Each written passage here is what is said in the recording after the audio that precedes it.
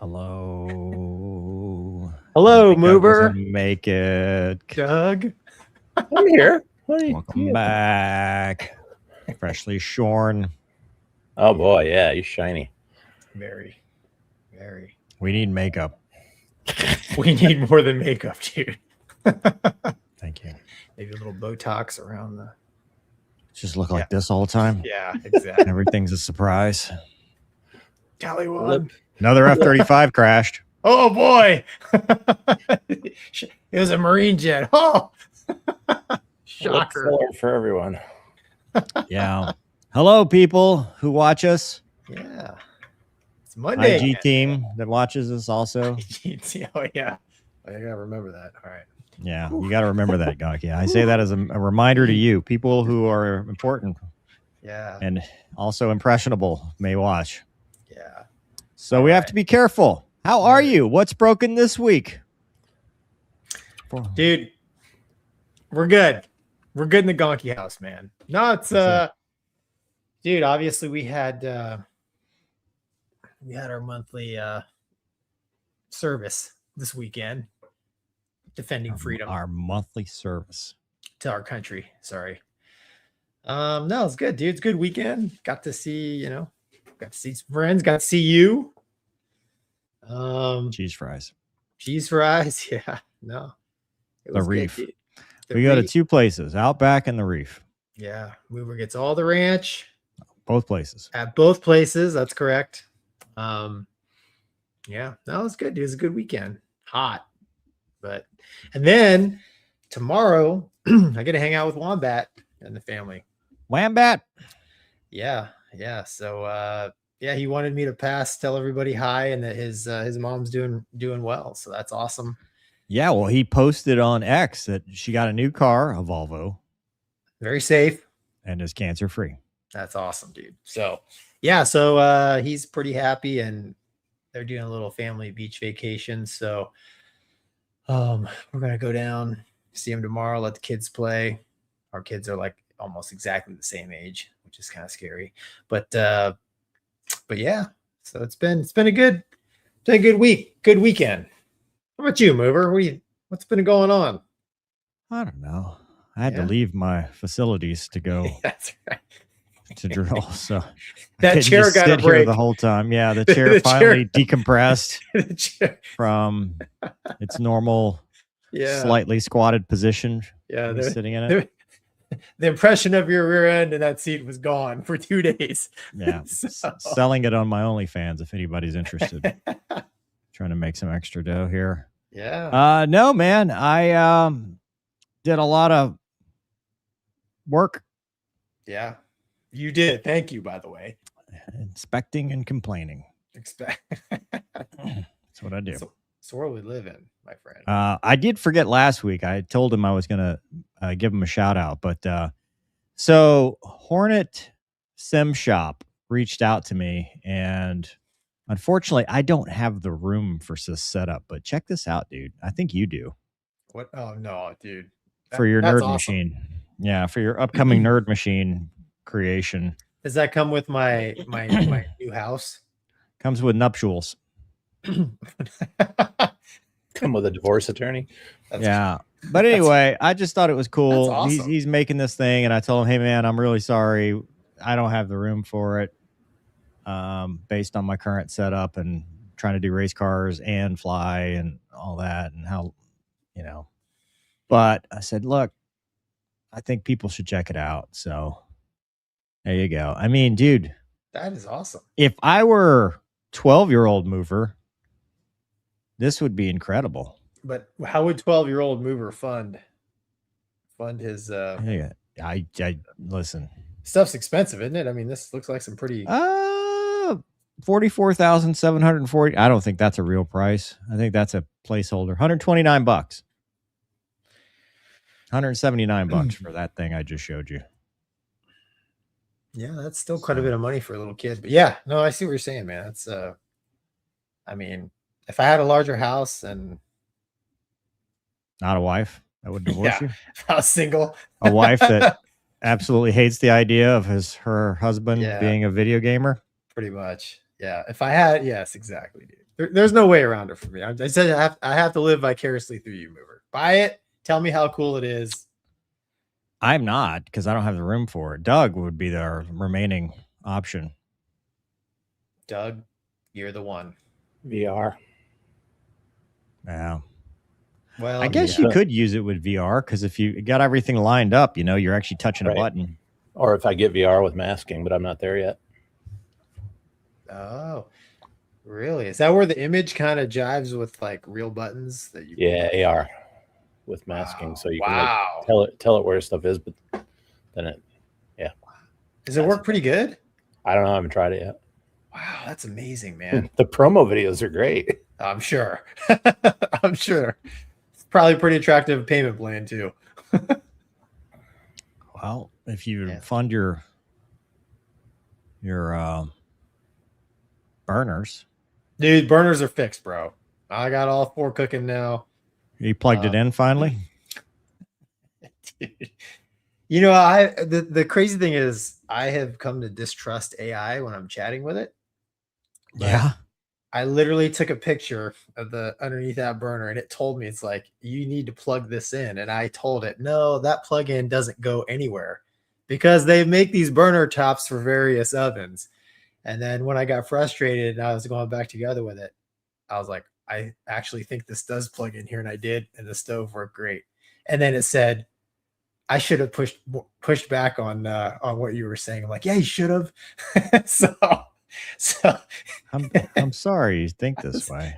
That's right. It's so dude, it's so used to me telling it it's stupid and like, you're an idiot. That's terrible. Dude, you are so in trouble when the machines take over. Oh, I'm done. I'm done. Dude. I'm number 1 on the list, probably. That's good. I'm number 2. You're number 2. That's right. Which is exactly how we're rated at work, which I don't understand still. But if you turn in your wings, I get my dream shot. So what I need you to do is have a close encounter with a MiG and lose the edge. Dude, if we could be so lucky. Then I'll go to Nerd Gun.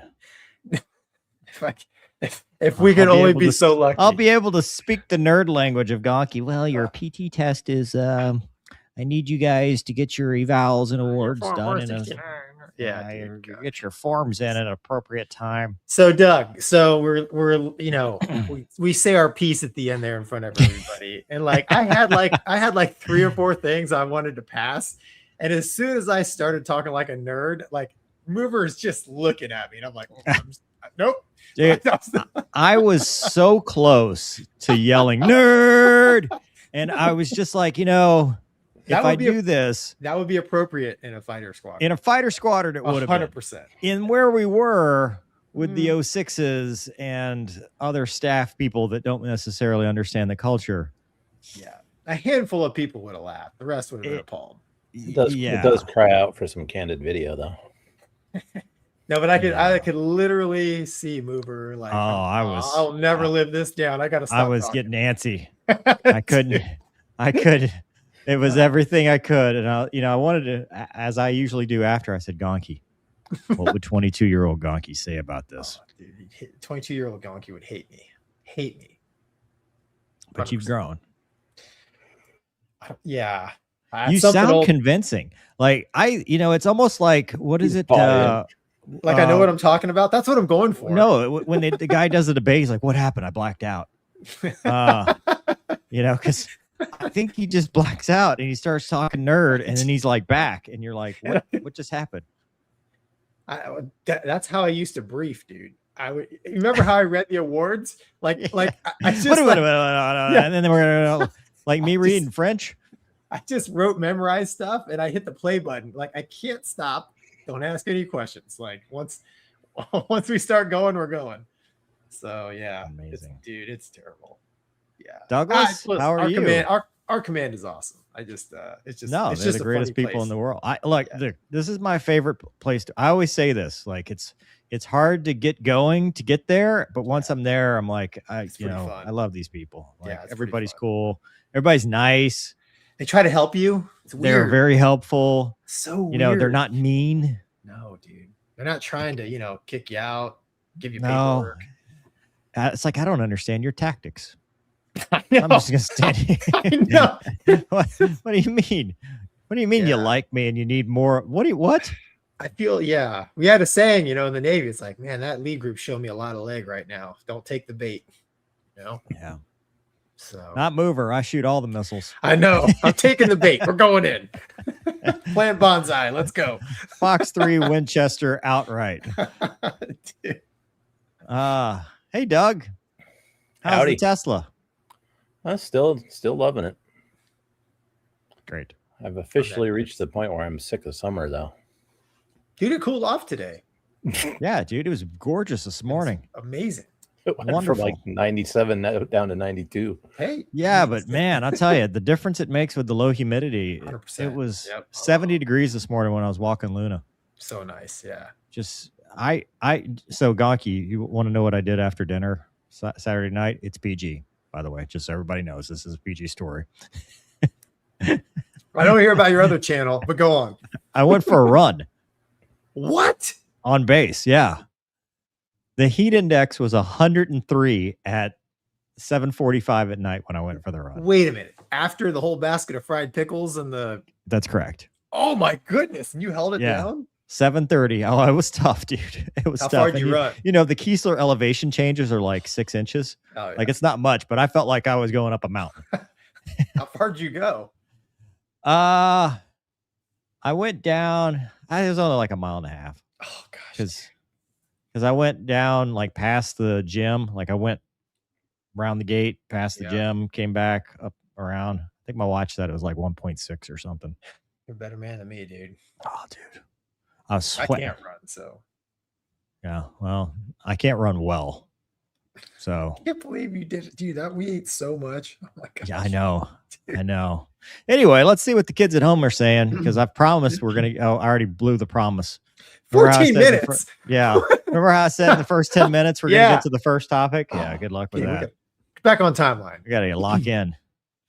CDYJV says, what's your opinion on base ops is still a good site for us wanting to go rated?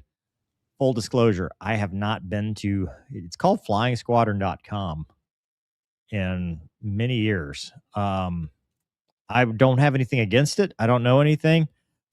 From what I understand, I know AFRC put all the stuff on millrecruiter.com. If you go to my Make Them Tell You No Facebook page, I make people read the Mill Recruiter UFT page for Air Force Reserve because it has a guide and it answers like everything, like how you get hired, sponsored versus not sponsored, the different pathways, all the training you're going to have to go through, the latest and greatest. So I'm not saying it's bad, but there's a lot newer and more up-to-date resources. And the Mill Recruiter one is officially put out by A3RS, which is who does the hiring and the boards for Air Force Reserve Command. So that's the one I recommend.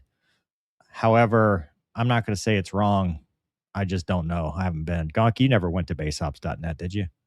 I mean, I've been there, but I just went just to look. I will never talk badly about it because without it, I would not be sitting here because that's what, God gave me the opportunity to cold call. Like, dude gave me the number to the DO at both New Orleans units.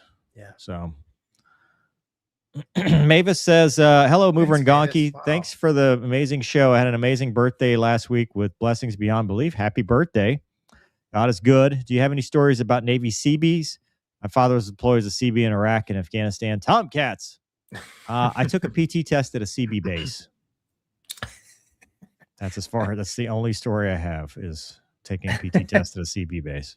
Happy belated birthday. Yeah, I don't, man. I know there's some bad dudes though. But like awesome. Yeah. Like there's some pretty awesome badass. Dudes. Yeah, badass dudes. But yeah, man, I really don't. I mean, they do some good work. I know that. Yeah. Thank you though. Yes, thank you. Happy birthday. Paul, what would the career path for a P8 pilot who never went to the boat, deployments and time away from home, etc.? Basically an airline nerd.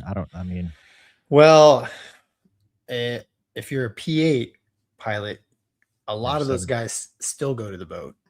They go as a shooter for their disassociated sea tour. Because if you're on track in the Navy, if anything's changed, please let me know in the comments. But they want to see some sea time in there. I'll get an email. If anything has changed, I will get the email. Yeah, they'll be like, Mover, you don't know what you're talking about. You're an idiot.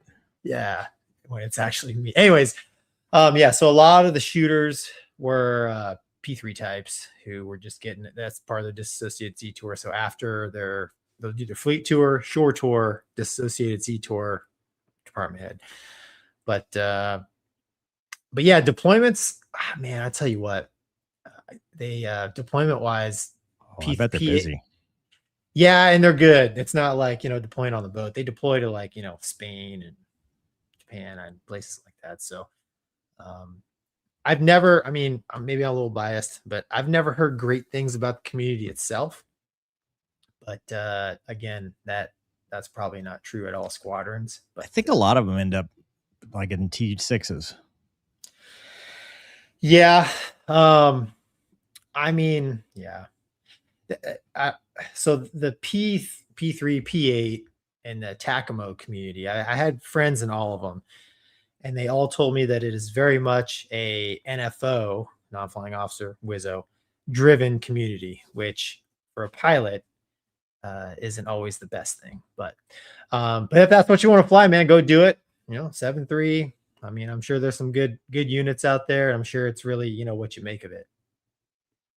Speaking of WISOs, we're not covering this, but we'll talk about it now. It was just announced that in 2031, Air Force Reserve Command is going from the A-10 to the F-15E at Whiteman. Oh. Which means there will be WISOs. And if God has a sense of humor, that's probably where I'll end up. So.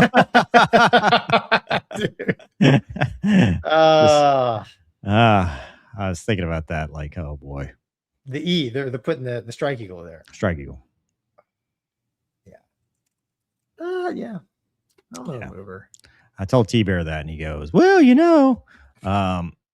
he's like, I still can't get over the fact that a WISO from another jet can bust a pilot in the lead jet. And I'm like, I don't understand this math either. Look, Apparently man, that's normal. When I flew with WISOs as an instructor, I actually really enjoyed it because they were good and I was somewhat good. And I will say, if they're like the navs that I've met at the 53rd, yeah, they're cool. Yeah, dude. So every time, like if I was paired up with the instructor WISO, like I didn't do any briefing, products, debrief.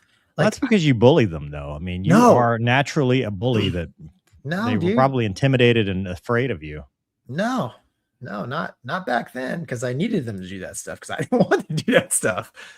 But it was a pleasant experience. But like I said, or like I've said in the past, when I first got to the fleet, all my friends who just got to the fleet who were in 2-seat squadrons, they said like for the first year and change, it's just like being in the B course or the RAG,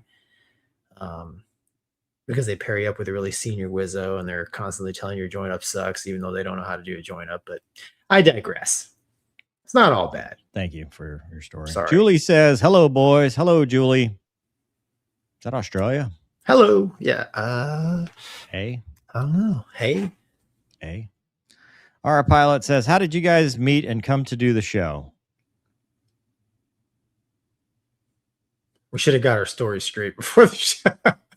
There's no story. I walk into the ready room one day. This idiot's in civilian clothes sitting in the skipper's chair at the head of the table. And they're just like, and no one tells me who he is. And he's like, hey, I just got hired. I'm like, we didn't have a board. What do you mean you got hired? There's no interview. I'm here. Yeah, well, for me, but I don't know what the process was for you. Right? I don't know who interviewed you, but it wasn't me. Yeah, we met at VFA 204 at the Hornet Reserve Squadron. That's true. And then how the show came about. I don't know. I had the channel and I said, hey, dude, this would be a good idea. Yeah. And here we are. Yeah, because I would guest appear on Mover's show, and then Mover's like, we should just do a show. Podcast, yeah. And then he's like, you have to commit 1 day a week. And I'm like, oh, there's no chance. I have been trying to get him to do 2 days a week. But... Oh, divorce. Jason says obligatory Steve comment. So funny story. Buddy of mine's going through a one of the like Air ATP or whatever, and it's an online deal. And he said the instructor was like talking about, oh, I'm retired from American Airlines, and I used to fly. I was in the Navy as an aviator, and he would tell these stories. And just as soon as he told me that, I'm like, is he a P3 guy? And he's like, does that hunt subs? I said, yeah. He's like, yeah, he's a P3 guy. I'm like, yeah, your stories, that's exactly. It's just something about him, man. I don't know. Nerd. There's something there. Something in the water. Yeah. Something about shutting down an engine and flying around. Thomas says, Gonky, did you fix your burner? Yep, we got them all going now. Thank you. Gray Squid says, I fly in DCS a lot, and as much as I appreciate people at home cockpit builds, that's a level nerd I do not want to reach. You can buy a real small plane for the total cost people spend. That's valid. Speaking of that, wasn't the WAGs Invitational this weekend? We missed it because we were at drill. But the GoFundMe for did the hooligans hold it? Yeah, the GoFundMe for WAGs is at $129,636. Gee, that's awesome. Yeah, that is crazy. That's awesome. Here, I'm going to put the link in the chat so that people can find it still, because Wags is an awesome human being and he deserves every bit of that. Cancer sucks. Yeah, that's true, man. But yeah, you're Gray Squid. You're right, man. I mean, at some point now, granted, buy once, cry once, right? You build the sim, theoretically, it's a lot lower maintenance than an aerospace vehicle. And if you don't have a medical or whatever, I will not say bad things about the sim community because, I mean, they're important. Dude. Yeah, it's cool. Thomas says, Gonky got a 3-wire on a stove repair. I'll take it. Jason says, thoughts on F-35 deployed to the Vermont Air National Guard instead of a full Air Force squadron. F-16 was just fine for them. Love seeing Fat Amy here, though. I think it's a great idea, and the Guard should have unit-equipped aircraft. They're not deployed as kind of it's a word, and it's right in the English sense, but it's not in the sense that we're thinking of. They do deploy a lot for combat, and they bring the experience with them. But as far as them having it, I mean, they need new aircraft. The F-16s were getting long in the tooth, and the Guard is where your experience goes.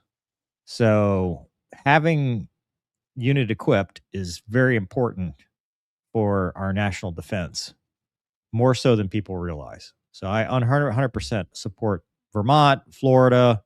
I think Portland's getting the F-35. I mean, and then the ones that are getting the EX, it's even, I think that's even better, like New Orleans. I'm very much for it. Gonky, you got anything else on that?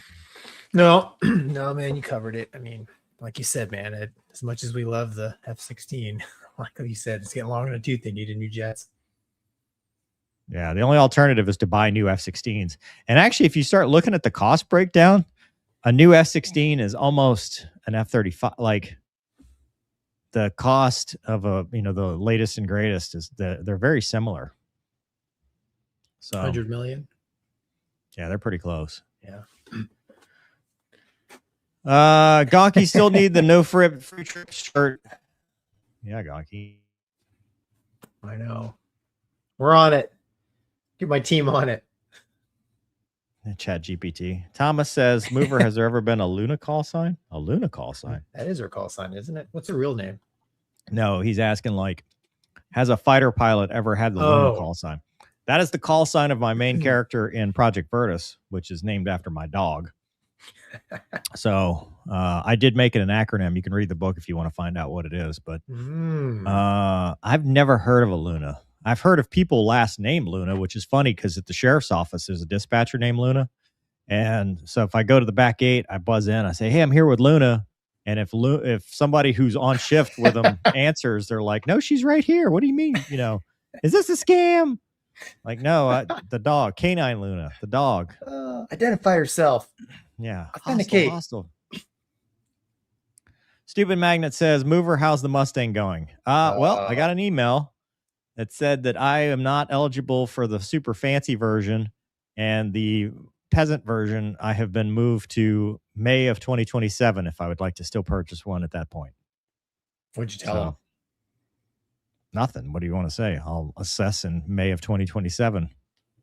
Okay. I'm not going to say anything. Thomas says CB's reformed in my home state of Rhode Island. Cool. That's awesome.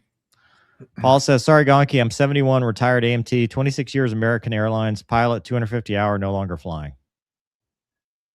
That's the comment about you don't understand why people would sim up their cockpit. Yeah. No, I mean, I guess I get that piece of it. Stop bullying people, Gonky. Not everybody could be dirt bikes and beautiful family and oh, my wife is so hot she'll leave me. Like, whatever, man. Whatever, dude. Whatever. James says, hey guys, have you seen the video and live ATC clips of the flight school PA 28-151 that made a forced landing? We will cover that somehow at some point today. I don't know about live ATC unless Doug pulls that up because I don't think I have that, but working on it right now. Full Afterburner USA says SPL no class 3 needed. Special. Right. Now I think that he's also talking about the sim thing. You don't need the yeah, that's true. Yeah. Unless this is unless you think these words mean something else. I don't know. Oh, sport pilot, right? Sport pilot license. Yeah. So all you need is a driver's license. Right. That's true, but you can't have any disqualifying conditions. Like you can't just circumvent it. Like if you have a disqualifying condition, you can't get a sport pilot license either. Really? I thought if you just had a driver's license, you were good. Well, Scout's honor.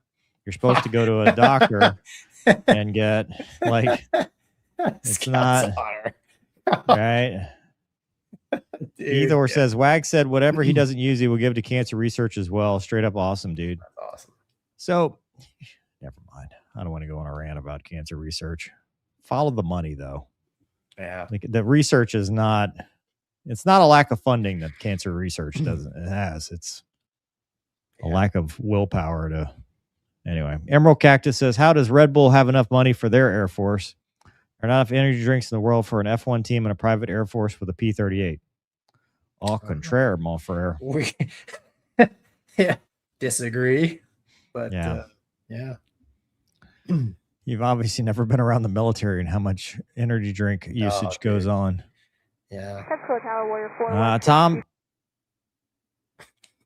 Sorry. Did I just have a stroke? Did I wake up in the 7-8 somehow? Yeah. I was verifying my ability to produce ATC. Oh, thanks. Perfect. Save that for 30 minutes from now, Gonky. Yes, sir. Doug. Tom says, evening, gentlemen. If the two of you had to fly the same jet, who pilots the jet? Me. They ask that every time. What do you mean you?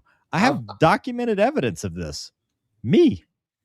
That's right. Did we do that more than once? Or was that just one time? Multiple times. Yeah, I just hopped in the back because I figured Mover would need some support. You know, if something goes wrong, I'm there. Talk to me, Goose. That's right. Thomas says, can't even imagine T-Bear flying with a backseater. Shut it, Wizzo. I got this. I have flown with T-Bear in the backseat too. Really? Mm-hmm. Yeah. That was actually fun. I think T-Bear would be great. Like, I don't think he'd be mean. He's not jibber jabbers. He does. Like, he's not a mean guy. Yeah. No, T-Bear is awesome. He's good awesome. people. Bob says, if they cost the same as the F-35, we need new F-16s. Must have diversity of fleet. Well, people get hung up on that whole 5th gen thing and can't get past the marketing. Commonality. And Pete's Guide says, Mover and Gonky met when they were inverted. I don't know what that means, but at this point, I'm too afraid to ask. Ian Hutchinson says, I hope I had it right the first time. Jens, is there a relationship between the size of the aircraft and turbulence experience, like a Viper feels more or less than an Airbus? I don't know, because you don't care as much in a Viper. I've told this story where Center asked me to get a ride report, and I'm like, what do you want me to say? Yeah. What am I riding? Yeah. Yeah. I don't know. I'm with Mover. I don't know. I mean, the physics of it, a larger aircraft, the wing flexes more. It's like having, dampens it out.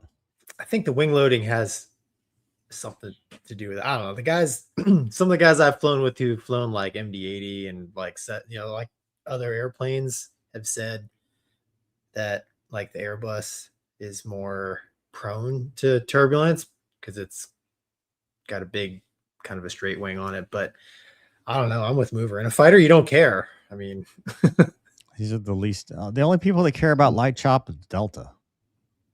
Dude, one time, I don't know, it was like winter, 100 knot winds. I was with a student and he was going like 500 knots. We went over this mountain or ridge and it was really turbulent. So much so that my head smacked the. Oh, wow. Yeah, my head smacked the canopy and I was like, damn it, slow down. I pulled the throttles, but it wasn't his fault. But that's the only time that turbulence ever bothered me in a fighter. But you were a passenger. I was a passenger princess. So, yeah. Ellie says, I'm late. Hello. And $5 from me and Rooster Puppy for Luna's epic potty tour of the U.S. again. Yeah. All 48. All 48, right? Yeah, right. Not 50. Not 50. JD says, Mover looked like just heard the Alertonus police radio with that reaction. That was like a PTSD moment. It's like, oh, are they talking to us? Subi says, Gonky, do you still have that Camaro? Yep. My first car was a 95 Z28 with the 5.7. Pretty quick for a sub 300 horsepower. Doug, didn't you have a 95 Z28? I had a 94. Yeah, with same car. with an LT1. Yeah. Same. My mom had a 94 Z28. Dude, I think that car is awesome. Yeah, I still have my 89 IROC, man. It's Your mom had one? That was the first Camaro in the family. Yeah, she got a 94 Z28. It was $22,500. And that car was awesome. I know it was 1850. Yeah. They were back then, dude, for 20 grand, right? You could have a fun car. The Camaro's coming back. It ain't gonna be 18.5 though.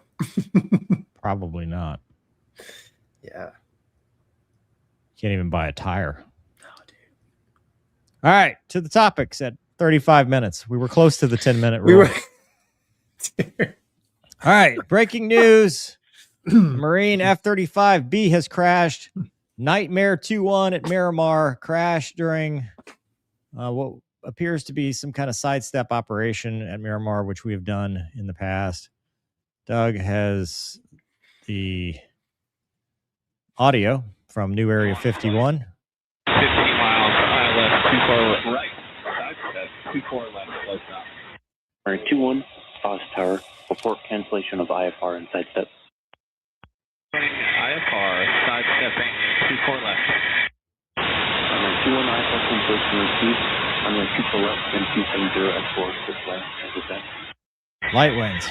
Clear lane, 2 far left. Right. That's correct. F-18, half mile before the approach end. This is Fox Tower broadcasting emergency. F-35 short final crash. Other field. An F-35, crash F-35, nightmare. It appeared that the parachute did deploy. The parachute and a pilot ejected from the F-35. Cross runway 2 for right, contact ground. Proceed to the emergency vehicle deck. Contact the tier line via Fox. 2-1, A-firm. Appears to be a person walked away from the crash site towards the aircraft. Emergency vehicle, so the person appears successful ejection, which is great. Awesome. Approach end of the runway. Doug, do you have the pictures? Did he say caution birds?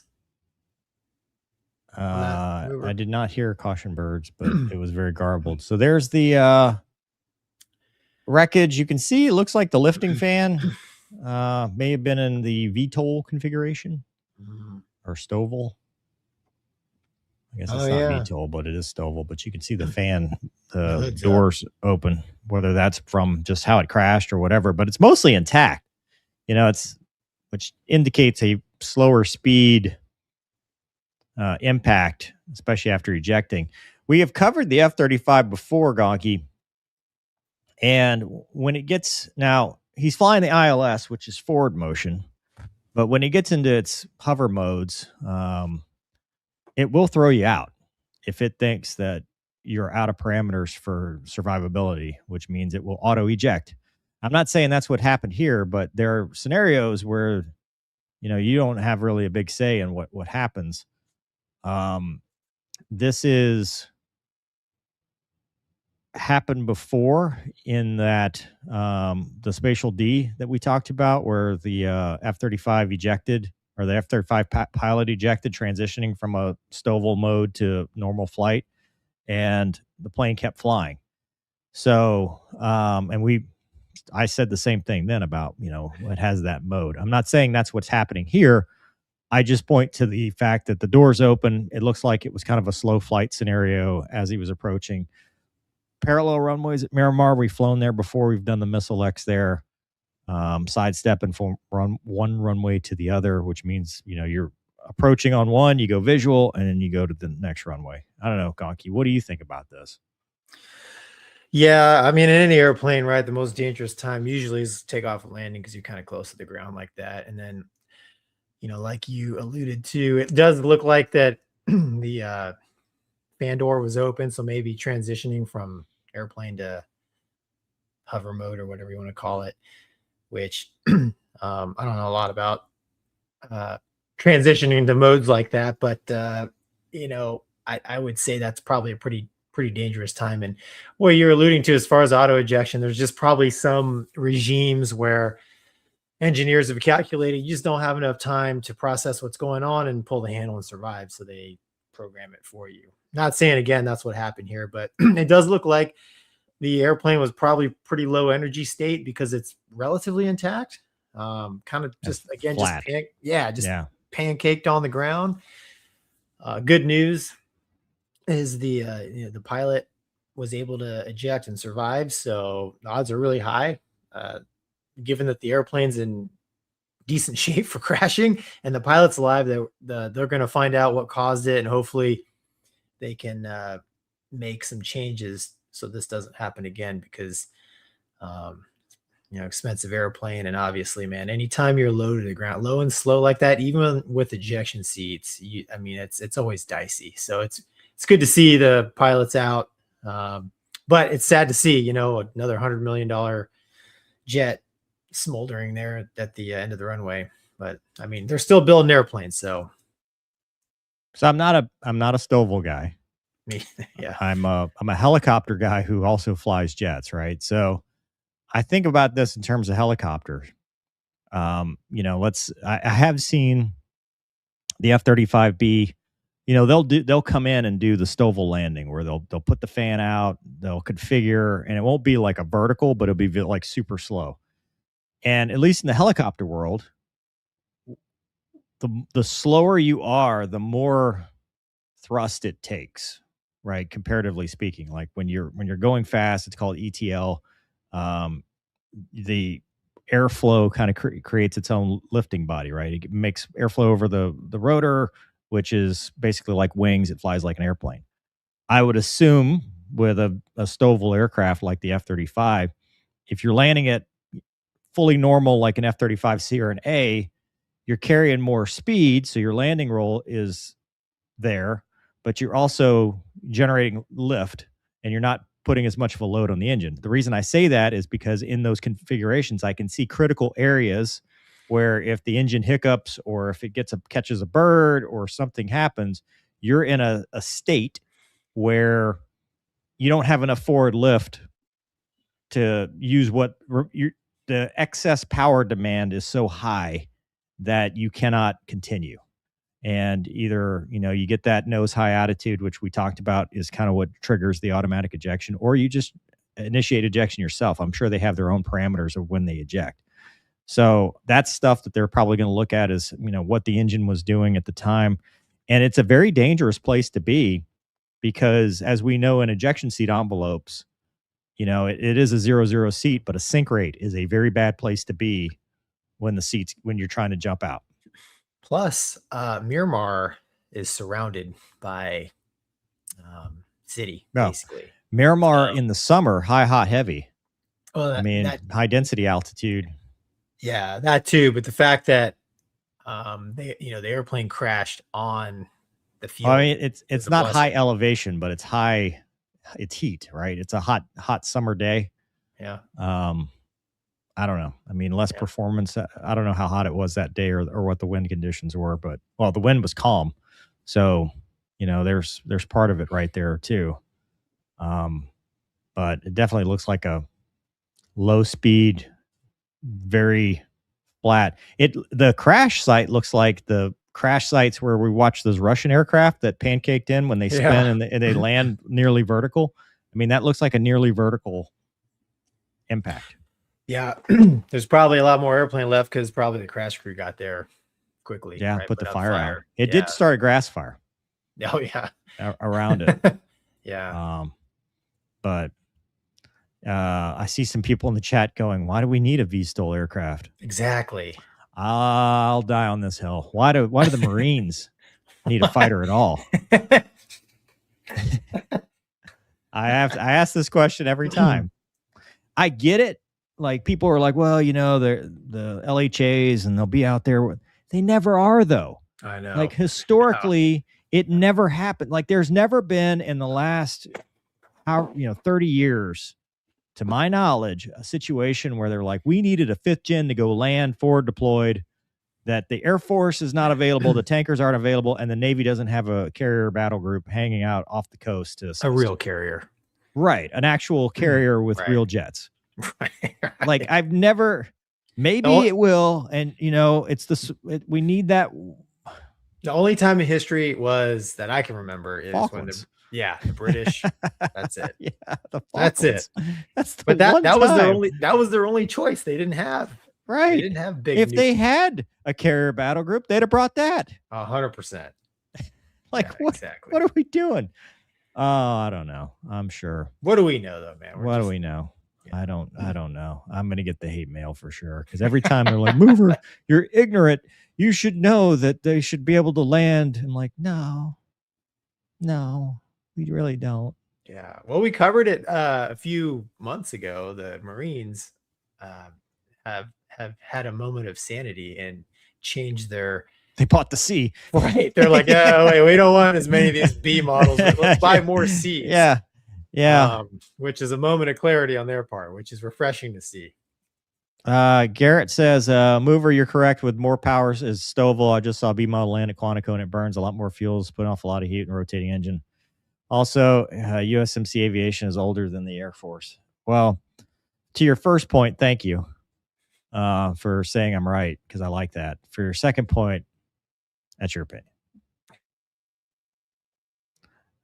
And then Tom says an LHA LHD can fit 20 F-35s.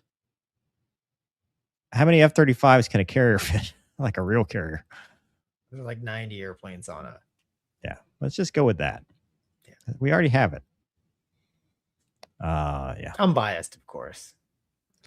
Shea Walker says, is it time for a stand down? No. I wouldn't be surprised if that individual unit, if something comes out, they may, but like Mover said, they're probably not gonna, unless they know something we don't. Which I'm sure they do. Our Caitlin says this was my son's squadron. Look, we are not trash talking the squadron or the people, because they are getting what they're getting, and we're glad they're okay. Yeah, Ron, okay. He's a longtime fan of the channel. Yeah, I hope your son, hope he's doing all right, man. Yeah. It's kind of a weird place. Remember we interviewed the Harrier guy that was also involved with the F-35 beat, and we asked him all these questions. He was a cool dude. He's 100% a cool dude. Yeah, Marine pilots are awesome. It's just I don't get it. Well, they will tell you to support the young Marine on the ground with the machine gun, dude. That's the whole. So do we. We do that too. It's not, dude. They take it to a different level, and they're much more A10 guy. They're much more unit focused. Yeah, you know. I mean, it sounds like dude. The idea is they take like an amphib ship, and they have like it's all self-contained. They've got like troops, they've got helicopters and fighter jets and ships and stuff. It's like one contained little package, you know. And they never go by themselves. I know. I'm just, dude. Listen, I love my Marines. I just okay. Sometimes the way they think, I'm like, what is going on? It's fine. Good for you. Them, us, we. Yes. Haul, haul. That's the jet the Marines should have bought, dude, was the A-10, 100%. Yeah. If you want to support your troops on the ground, dude, get an A-10 and then put like some JADOs on it to get it off that LHA or whatever. Like put a little ramp, see how. No, just dude, expeditionary, man. They've got, in fact, most of the Marine I think all the Marine 2-seat squadrons, all of them were land-based. I don't understand. Okay. Yeah. Pete, I actually did get the Top Gun reference because I was inverted. I get that. Yeah. I actually interviewed those dudes. And then Paramount just hit me with a copyright strike yesterday. And I'm like, they made the movie. It was them. It's their picture we're using. Rob says you need a Corvette. Yeah, I know. One of these days I might add a Corvette. But you should get a Viper. I like the Viper too, yeah. Second gen Viper. Big 10-cylinder. It's my style. Thomas says I have a challenge. Mover, Gonky, Wombat, and T-Bear all in F-14 Corsairs. F4 Corsairs. Who wins? We all spin and crash into the water. Yeah, if DCS is any indication, I think T-Bear wins actually. Yeah, I do too. 100% because he's got all the air tractor, all the air tractor time. Yeah. Sorry, gents, F4U. There you go. Yeah. We tried that in DCS, didn't we? That thing was kind of hard to fly. Was there a Corsair in there? Or was that not at the time? It was P-51. Oh, that's right. Marines seem to defy critical thinking, says 3 Green Zambu. In the first place, I can only imagine the crayon blueprints depicting sinking their own carrier to deploy a landing craft. Now, that is a good point. The Marines have not shot down their own. That's true. But the Navy That's true. has. 100%, yeah. That is an argument in favor of. Look, dude, it's like, I mean, listen, we used to make fun of them and they've made fun of us. It's the nature of the business. You think the F-35B ran out of crayons? It ran out of hopes and dreams on short final, dude. Spider says VMF 214 is a real U.S. Marine Corps black sheep. Okay. Now called VMFA 214 F-35B Lightning II stealth jets. Mm-hmm. Well, they had the A for the attack, so. Yeah. Michael says problem is that buying a carrier battle group is $20 billion just for the ships, just plus like 5,000 sailors plus pilots and planes. But my point to you is we already have them. Take those Marines, since they're every Marine a rifleman, and hand them the rifle that they so truly desire. Take their plane, give them a rifle. Yeah. Get rid of the lifting fan. Give them a rifle instead. Dude, think of how awesome the F-35 could have been if the engineers didn't have to design a helicopter inside of a freaking fighter jet. I mean, like, dude, the thing would probably they should have gone the other way. They should have designed a fighter inside a helicopter, and that would be called Airwolf. That's true. Like, we're thinking the wrong way here.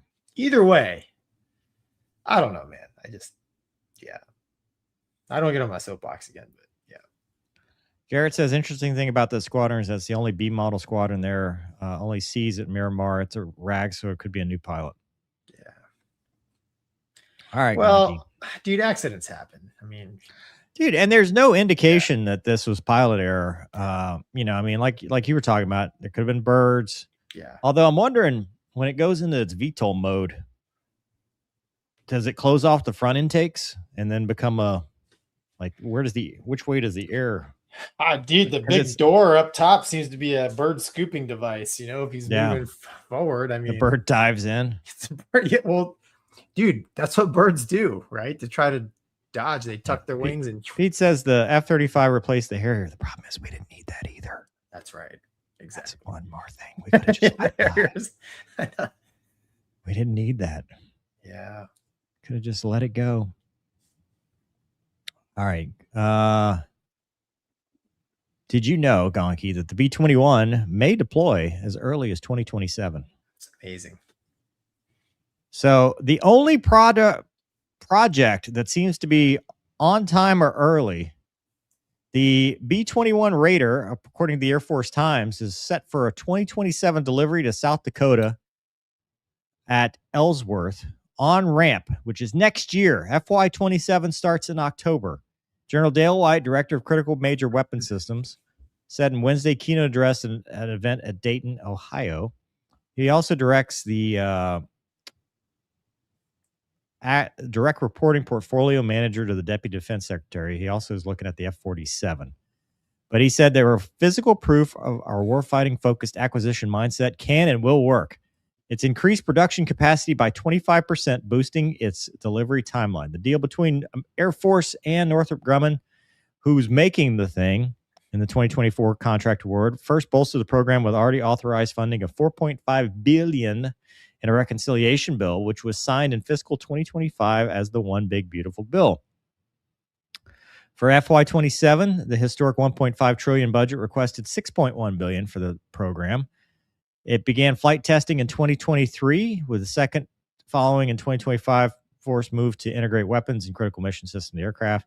Gradual increase in production with an eventual production rate of approximately 7 aircraft every year. They're looking for 100 to replace the B-1B and B-2. This is what disciplined acquisition delivers, White said. This decision reflects our confidence in the program. Gonky, I don't know about you, dude, but I love this.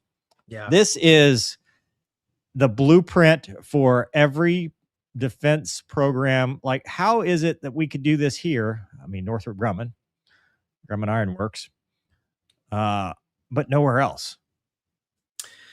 Well, I think it's because Boeing / McDonnell Douglas. Oh boy. Boeing. Disclaimer, Gonky loves his life. Love my life. I'm not suicidal and I love Boeing, but basically the Boeing Lockheed monopoly, right? Dude, Grumman, I think, is working so hard to keep this thing on time because they want the business. The crazy thing is, I looked this up before the show. The B-21, if it does make it on the ramp 2027, that is 12 years from like design to airplane, which is still too long. However, T7.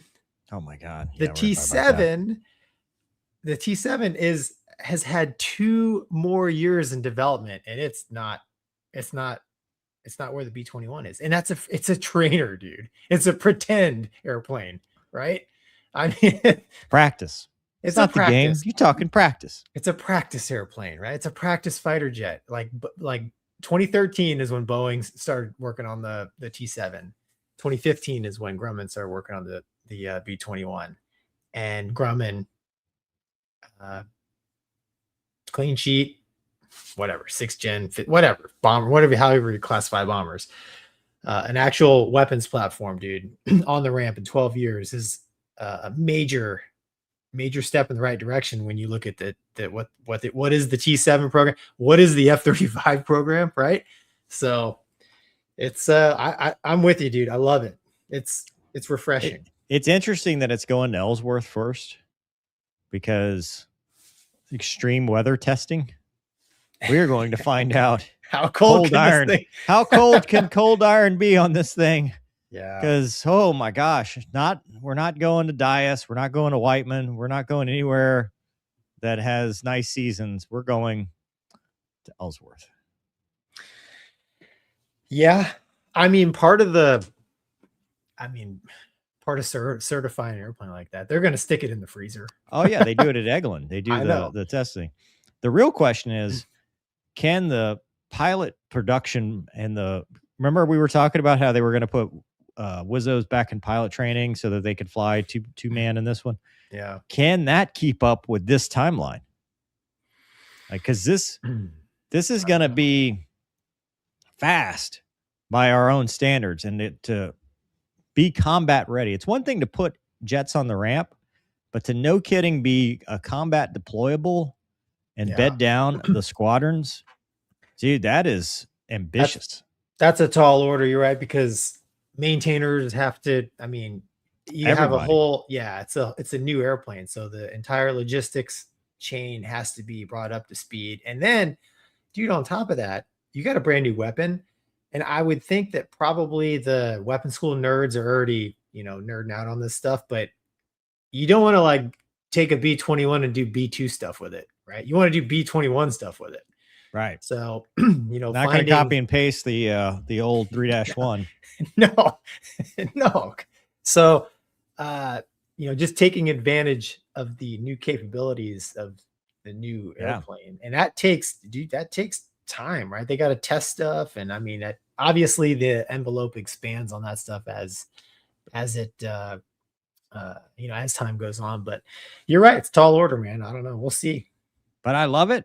And kudos to Northrop Grumman for doing that. I don't want to fly it. I'm just happy for you. Dude, I actually think the B-21, I would never want to do the longer sorties, but no. Perfectly happy not just watching. Yeah. The B-2, the longest mission ever, 44 hours. That was a Raptor guy in there. Yeah. Jethro. Yeah, Jethro is in there. I met him. He's a great dude. Yeah. He's in Noonan's book. Yeah, he is. Yeah. I read about him. Yeah. Yeah. Yeah, dude. I think it's awesome, and I'm very happy that they're able to. If they're able to do it now, this is it's 2026, so they haven't done it yet. But well, it's been flying. I mean, that's true. Right? It would have been. It didn't make the 250th flyover, did it? That would have been cool. That would have been pretty rad. Yeah, that would have been cool. I bet they're like, hey, should we? No, they're probably like, we got jets, but nobody to fly them. What are we gonna do? Dude, Grumman's probably like, no, this thing's coming out 2027. No delays. We don't need any air show. No distractions. Around. Yeah, because we want the contract of the next thing. No beach flying for this B-21. Dude, listen, we need Grumman to get some traction because we need like Tomcat 21, right? That's what everybody wants. Oh, from the Grumman, right, dude? Because the Navy hasn't, right? Is Grumman in the F-47 or F-40, whatever, FAXX? Are they in the? I think so. I haven't heard. Oh, yes or no, right? So I mean, get the old Grumman Ironworks back, man. That's just, dude. That's a total Gonky rumor. No. That is a Gonky rumor. Yeah, that needs to be a shirt too. That's called. It's actually my buddies used to say that's a gonkommendation based on no facts, based on absolutely pure wild speculation. Yeah, exactly. So take that with a grain of salt. Yeah, it's worth what you pay for it. Perfect. Jay Walker says Ellsworth, Malmstrom, and Minot, forget it, and F.E. Warren and Mountain Home, no thanks. F.E. Warren might not be too bad in the summer. Where's right now? What state? Wyoming, I think. Oh, yeah. Wyoming's beautiful in the summer, dude. That's what I'm saying. Yeah. Even in the fall, it's not that. Winter. I mean, an MH-139 in the summer at F.E. Warren would probably be a cool gig. Just flying around the mountains, looking at stuff. Didn't have air conditioning, so you got to do something. Boeing took it out. All right. Gonky, you would like to talk about your friends in Turkey. Turkey. Here it is. I wanted to add. Oh, we could probably because we need to remove Doug. There you go. There we go. There it is. So what was it, last week, 2 weeks ago? We had the AMRAAM launch from ours.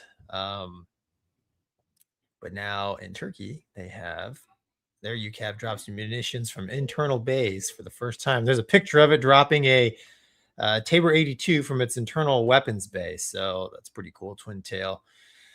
So after initially testing weapon release from underwing pylons, the Kizilema UCAV now progressed to the employment of munitions from the internal weapons bay.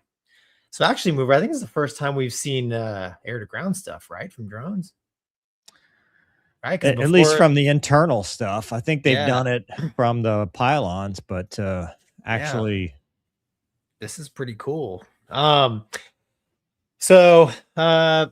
they use the internal weapons bays to release air-to-ground munitions for the first time. The company reported on July 30, 2026, the rapidly advancing unmanned combat aerial vehicle has previously displayed a significant surface strike and anti-air capability with conventional underwing weapon stations. It dropped a Tabor 82 guided bomb, a Toulon P glide bomb, probably like a dumb bomb, like we would refer to it to, from the weapons bay and struck marked targets on the ground. The test drops also make the Kizilema the first air-to-air combat-oriented UCAV to release ordnance from its weapons internal bays after previously becoming the first fighter-class drone to engage and destroy an aerial target with an air-to-air missile. Another Turkish.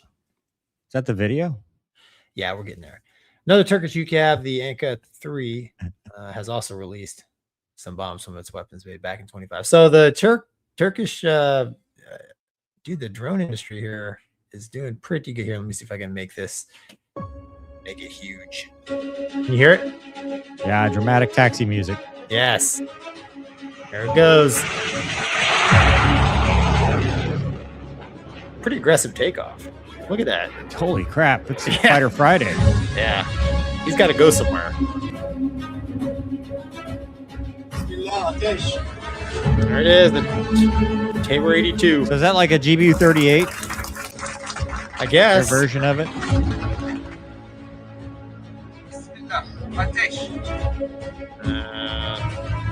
There's the dumb bomb.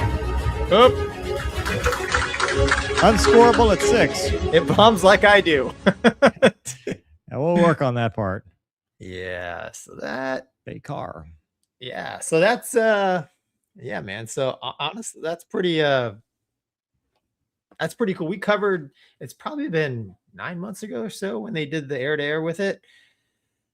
They were first. Yeah, they were first. That's right. They were first. And now they're dropping they did a joint integration with Gripen with Sweden not too long ago. We never covered it, but it was on our list of things to talk about. Yeah. Yeah. I mean, I don't know, man. I think of course we don't know, like you watch that video, bomb comes off and it just goes to, I don't know if, I'm not saying it's just file footage for like the BDA hit, but it'll be interesting to see this thing become operational and probably marketed, right? Well, I mean, I don't know why it wouldn't. That's honestly, nothing it did is out of the realm of possibility, right? I mean, you put a tail kit on a bomb, you hand off the coordinates, it does the rest. Like that's what's awesome about precision guided munitions. What's interesting to me though is that if I remember right, you talk about marketing. Weren't they marketing this as something that could go to like a smaller country and be the Air Force, right? Just one wholesale replace. Like we think about it in terms of UCAV as in loyal wingman and integration, kind of like what they did with the Gripen and stuff like that. But I think in some countries, this could be it, where you have an air-to-air and air-to-ground capability and, it's done by contractors on the ground or even AI eventually. Yeah, I mean, I honestly think that's kind of the wet dream of the companies that are building these things, right? And you talk about it could be fully autonomous or via data link and whatever. You could have some human interaction as much as you want, which I mean, honestly, that's not a bad play. I mean, this thing here, I don't, I've never painted one with a radar, but if it is truly a stealthy aircraft and it has a weapons bay, I mean, dude, that in theory, it's a high threat, deep penetration kind of weapon with no pilot in it. I mean, that's the very desirable weapon to have, at least day one of any kind of engagement.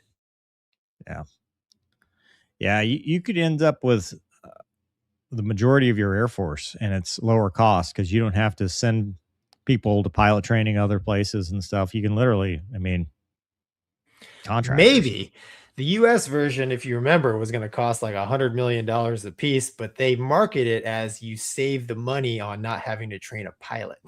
So, but yeah, no, it's cool. The stuff that Turkey is doing with drones is pretty amazing. I'd like to see it in a large scale exercise, like a 4-ship of them. Yeah, which is coming. It's not there yet, but it's not far away either. Yeah, you're right. It's coming. To be honest, man, I don't know how much LFE kind of stuff Turkey does, but I mean, whatever their version is, I'm sure they do, because they went down. Didn't they go down recently somewhere, and they were actually dropping bombs? Oh, that's right. That's right. They went. They took part in an LFE. Yeah. They're NATO. They can take part of stuff all the time. It'll be interesting, man, when that happens, because that's obviously that's going to be one of the later steps in expanding the envelope of this thing and what it can do. It's great it can do this stuff by itself, but can it be integrated with man fighters and tactics that we're using and AWACS, airborne early warning and control?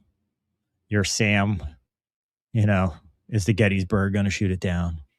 Yeah. But we don't care in that case. We're just like, don't do that again. Yeah. All right. Well, thank you for your topic. 66C receipt writer. What's up, man? Why would they show a video of a miss? If it's all automated, it should be dead on right. Well, the miss was the dumb bomb. Yeah. Which, having missed many times dropping dumb bombs, I can't. Well, okay. So that's too hard on the AI. That is a question, Gonky. So what is the delivery method of the dumb bomb? You're right. Is it a dive or level lay down or a toss? Yeah, no, you're right. Right. And if it's, what makes Gonky good or not good is your ability to fly the parameters. Because if you fly the parameters, you should shack the thing. That's right. So you bring up a good point. So when we very rarely with dumb bombs, we do like a level lay down, and there you're just letting the nerd computer stuff. Right. This whole thing is a nerd computer. Correct. So it is CCRP all the time. All the time. Because there's no CCIP, because it is his own CCRP. So it does bring up the question is, why was the math wrong? Well, it didn't account for the winds, probably like Gonky. 1.69 times crosswind times time of fall. T-Bear taught me that. That's some A10 nerd stuff right there, dude. It's like, when you're diving at 200 knots, you got to worry about that stuff, all right? Yeah. Well, I don't know. No, that's a good point, man. There's no way this thing is doing a roll-in delivery. Like, why? Why can't it? Why wouldn't it? It would be. It would shack the parameters. Why not? Would it? And that imparts more energy on the bomb. It's a more accurate delivery. That's why we don't do diving just for the hell of it. We do it because there's a tactical reason to do so. Well, I know, but levels are less accurate unless you're like doing a 500-foot run in. I would be surprised if it did a roll in, dude. And the other, I would be impressed. I would be impressed too if it did a roll in, but and again, they probably didn't get the hit footage. Like, it wasn't. I don't think it was carrying its own like FLIR, right? I probably had a drone that was just sitting there for video purposes. I was gonna say, because you can. It is a good point though. If I'm marketing, that's true. Although it does show they're very honest. Yeah. Listen, they've got nothing. where they're at is amazing. It's not like, they have to come up with excuses, right? I mean, they're at least as good as your average fighter pilot, because that is something an average fighter pilot would do. 100%, dude. 6 o'clock, 300 feet. All right. Yeah. Unscorable at 6 too. Yeah, no spot. Oh, damn it. Yeah. Yeah, those trees back there are on fire now. Yeah. A bunch of safe dead them up and cows. go home. There's a bunch of dead cows. All right, Clanker, safe them Yeah. up. Let's see here. This is going to be a shocker to you. The T7's delayed, but that buys more time for the Red Hawk. So In Defense is reporting that the T-38 upgrade is what they're looking for. The Air Force is examining commercial and non-developmental avionics for the T-38 fleet. The T-38 fleet that has been flying since the 60s and just got the upgrade in the early 2000s to the C model, which added GPS and a whole host of other features. The avionics modernization extends an aging aircraft support ecosystem again. The Red Hawk delays are creating fresh demand. They're looking for commercial, off-the-shelf, and non-developmental avionics. They call it the Low-Cost Avionics Modernization Program, DUS, intended to address safety, reliability, and obsolescence while service prepares for transition to T7. They've already received cockpit, propulsion, ejection seat, braking, and safety. I didn't know about the braking. Safety upgrades. Continued demand reflects effective sustainment, although every extension increases exposure to obsolete components. Reduce development cost and provide access to current displays. A new display or processor must fit in the available cockpit space. Must also connect with existing sensors, controls, mission systems, which it has none. So that's great. It's very easy to do that. And then there's also cooling. Legacy harnesses use obsolete connectors, degraded insulation, limited capacity. Air Force will need to decide how much commonality to enforce across a fleet that has accumulated several upgrades and repairs. Consistent baseline simplifies training, software, spares, technical orders, and fault diagnosis. Gonky, there's a whole lot of words here, but the real thing is the T7 yet again has caused us to rely on a trainer that's been obsolete for 30 years. Yeah. Now, the T7 hasn't been the problem for 30 years, but we have had a trainer that should have been retired at least 30 years ago, maybe more, maybe 40, but continues to be the workhorse because that's all that's left. Remember, they've been grounding them because of like delamination issues and parts coming off, and the C model got new seats, and it had to comply with ADS-B out, so they had to do new transponders, which we got in the A model.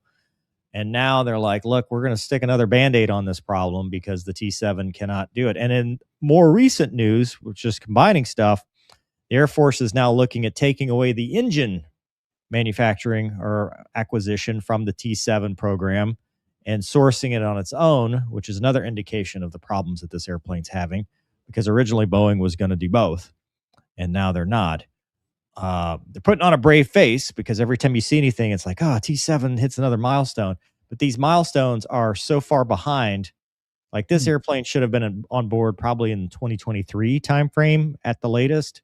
And now it's 2026, and we're talking now we need to upgrade to keep the T-38 flying. What do you think, man? Dude, let me add this to the stage. You've locked me out. All right. Yeah, dude, you hit a lot of good points here. So the root of the issue, right? Why are we still flying a 60-year-old trainer? And again, Boeing, I love my life. It's coming from a point of frustration because I want us to be better. From love. From love. That's right. That's right. We're giving you a spanking from love. But so the secret struggles of the Air Force's T7 Red Hawk. So this came out late June, and we've kind of sat on it, but it's pertinent based on, and now they want to mod. We're going to get the T-38Z model before the T7 ever makes it to the flight line. So basically they did an investigation here. So what they revealed, so the investigation's findings, like this is with the T7 and development where it's at right now. They found that the first 82 T7 aircraft are projected to fly with a serious airworthiness risk. Sources familiar with the program are concerned that attempts to get the T7 to the fleet faster could increase risk for junior pilots, meaning the airplane's not ready. The Air Force has assessed sustainment of the aircraft as high risk. Internal Air Force documents say Boeing's failure to provide certain data on aircraft amounts to no compliance on the part of the company, which blows me away because a lot of this stuff is contracted out, right? So I'm shocked that even happened. The plane currently cannot fly in the rain, and the program has struggled with a ground-based simulator. And then lastly, the Air Force and Boeing officials are mulling a plan to change how the government buys the aircraft's engines, which Mover brought up, at an additional taxpayer cost of up to $1.5 billion, which could come in exchange for technical data Boeing would provide for the new 747-8 jumbo jet. Dude, I mean, it's pretty wild that we're over 10 years in development of this airplane, and like these are the issues that they're fighting, which is what is driving the never-ending life of the good old T-38. I mean, there's no doubt I was watching some stuff about the T7 because, like you said, everything Boeing puts out is like, oh, it's here. It's pretty amazing. The thing that makes the T7 amazing is all the nerd stuff that it can do as a trainer, all the simulation stuff. It can simulate radar contacts. It can simulate threats on the ground. It can simulate stuff shooting at you, which is all amazing stuff. But dude, we just need airplanes to fly. Yeah. I mean, we just need airplanes to fly. I mean, the T7 is a extremely high performance trainer, better than the T-38. But dude, can't fly in the rain. Simulator's terrible. Like, dude, I don't like flying in the rain either. So I don't either, dude. But I mean, you can have the world's greatest brochure, but at the end of the day, man, you got to give your warfighters something to train in. And that's why we're almost full circle back to we need to upgrade the T-38, which is a colossal failure for the future generation of fighter and bomber pilots in the U.S. Air Force, in my opinion. But what do I know? Where's the accountability? Right, exactly. Where's the, I mean, when you start talking training pipelines, you're not talking, oh, ho hum. We're talking readiness. We're talking national defense. This is our national security, because if you cannot production and pilot training pipelines is a huge problem. If you cannot produce fighter pilots,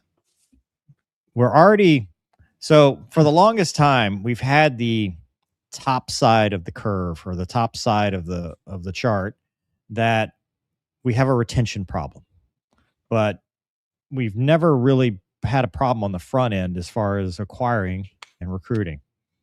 But production is that problem in the middle, producing fighter pilots, training these pilots to do that. And we've put Band-Aids on it with the new UPT program that gives wings and T6s, and we shorten this and we push stuff off to the B course, which push stuff off to the CAF.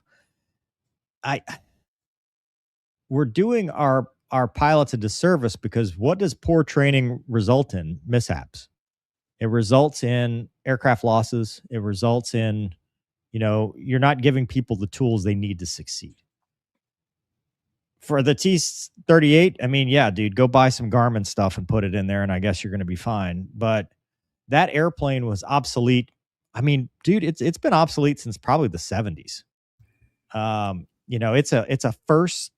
It's a Century Series trainer that was designed around like the F-100 and, those stubby wings. It simulates nothing we have. Like, it flies not like, I remember the frustration I had flying it in IFF, where, you'd go and we pretend like we were doing dogfighting, and, you do a brake turn and you're like 405 plus or minus 5 or whatever the number is. It's a 10 knot window. Well, dude, I go fly the Viper and it's not a 10 knot window, and I'm not, trying to get my AIM 9 Papa around. Like, it's not a good trainer. It is not what it needs to be in this environment. It wasn't good when I flew it 20 years ago, and it's not good now. Even more so, because now, as we've talked about, the aircraft that are coming out, the EX, the F-35, what people are going to are sensor platforms with wings. The flying is the easy part. But on the flip side, you got to give people a baseline. You can't just give them all the toys and go, good luck. You got to at least teach them here's how you navigate. Remember we did that article last week or the week before when we talked to the Army, it was the Army dudes, and they're like, oh, we're only used to flying around home drone. It's really great to be able to talk to some real air traffic controllers. And we're like, what? What do you mean? It's real? Like you need that baseline. You need a foundation so that when you get to the 5th gen fighter, you're not stumbling around because you're trying to figure out what mode it's in today and trying to understand what ATC is telling you, and then what airborne, the controllers, the GCI controllers are telling you, or AWACS or whoever you're working with. Like, you need that baseline so that it's second nature. And yeah, you do need some of the tech, but you also need the foundation. So I'm with you, dude. They just need something. They need a jet trainer that can get them the basics and move them far enough down the road. And I don't think the T-38 is it anymore. And dude, it's old. Those airframes have thousands and thousands of hours and cycles on them. I mean, that by itself starts to introduce a lot of risk. Yeah, I mean, I love flying the T-38. It's like a Cessna with 2 jet engines. But to Mover's point, I remember coming from the F-18 down to the T-38, and I was just shocked at it had no obvious real avionics. Had no. Or you mean the C? Because that's what we're talking about. We're talking about the C. Don't talk about the A, because the A is not in this conversation. Both the C model. What really surprised me with the C models, like you said, is like it didn't really handle like a fighter. It wasn't like, the Century series airplanes were built for speed, as is the T-38, right? That T-38 was meant to go fast and to teach you how to fly an airplane designed to go fast, safely land it, not die. We're so far past that now, man. We need a modern trainer that has modern flight controls. So like when you go to any jet that's been built in the last 45, 50 years, you understand, oh, I'm just a voting member here with the controls, which it took, dude. And the Hornet, when I got to the Hornet because the T-45 was the same way as conventional airplane, the Hornet, if you ease off the stick at the top of a loop, it will drive the stabs to try to hold the nose up, right? And a normal airplane, you ease your pull going over the top, and the airplane will naturally seek nose down. They fly different, right? You have to understand advanced flight controls. T-38 doesn't have that. That's just one example of how outdated that airplane is. I mean, to make it relevant, dude, it would be basically a clean sheet design T-38. The T-38's, it's not even good enough. You can't get into the high alpha stuff. Like you can't, exactly. You can't maneuver it in a way that a real fighter does. No, not even close. You don't get the leading edge flaps or leading edge. Like you're not feeling it dig in. You're not, no limiter pull like an F-16 or, I'm sure the F-35, they all have stuff now. Right. And the other problem to this is, look what we've gone to. I'm a huge fan of single seat for life, but we have gone from your first ride in your 4th gen fighter is with an IP in the back seat because you're flying like an F-16 or an F-15 to, hey, first time you get into the F-35, that thing's single seat. First time you get into an F-22, that's single seat. Now, A-10 Bubba's been doing it forever, but they're doing it at 250 knots. It's a different world when you've got all the tech, all the toys, and your baseline is, well, we didn't have, availability with our jets in pilot training. So we shortened it and gave them more T6 time. The T6 is where you get the baseline. Yeah. The T-38 is supposed to be your advanced fighter. It doesn't have any availability like it used to. I don't know. It's a weird spot we're in. And the fact that, like I said, it's taken so long, man, to get it's a trainer. It's almost a running joke. I mean, every time you open the news, it's like, well, it's been delayed again. And it's like, right. Come on, guys. Yeah. Just it's a trainer, man. I don't get it. I mean, and as far as it can't fly in the rain thing, I'd have to read the report.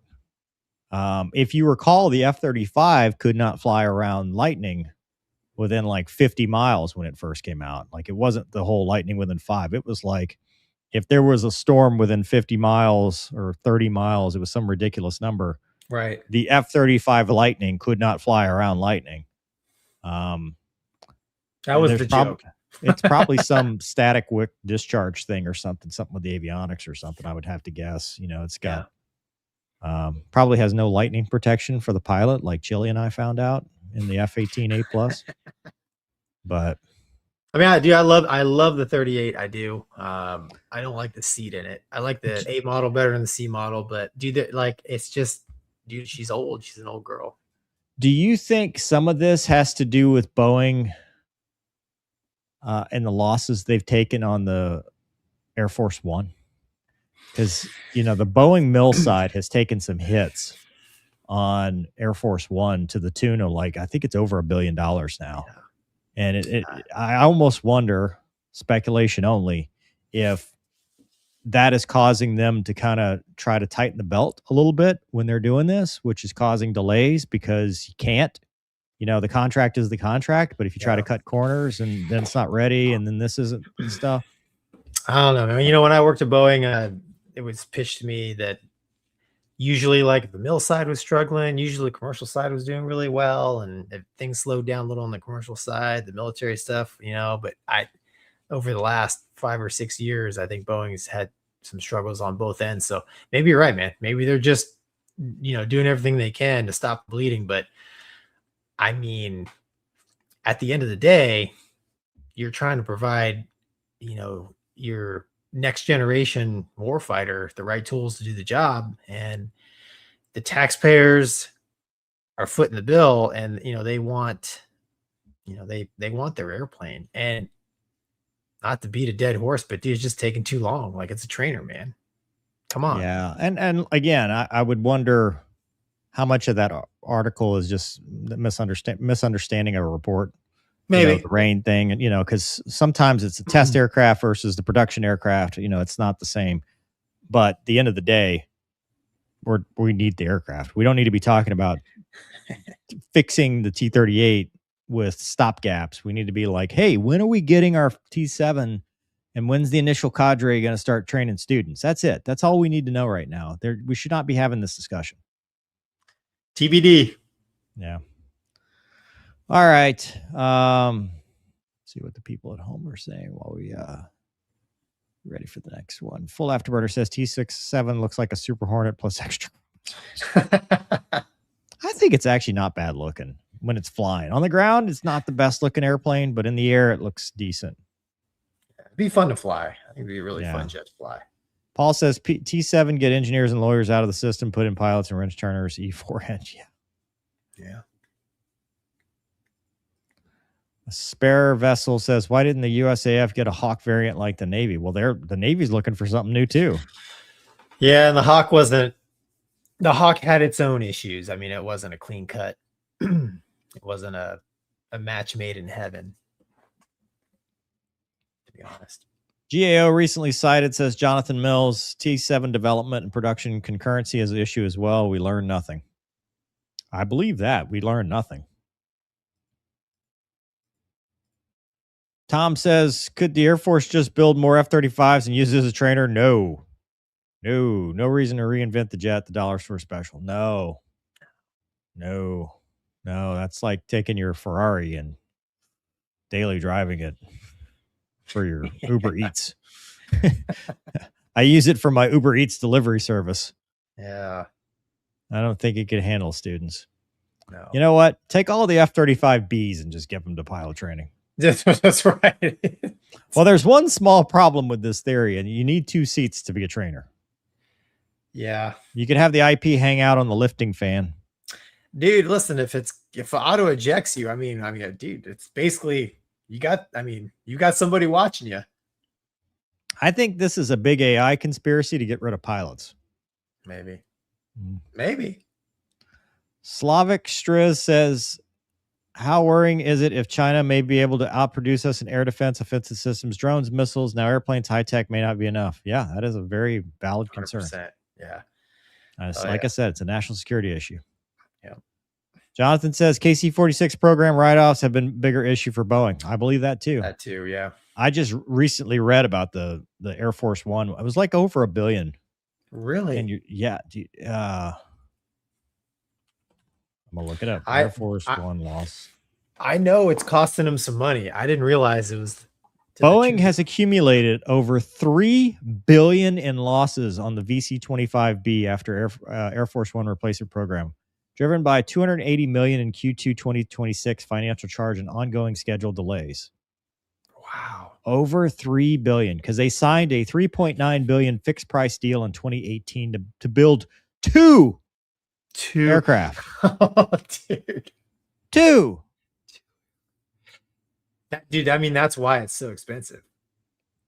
Right? Dude, that's why I asked the question. I'm like, are they, hey.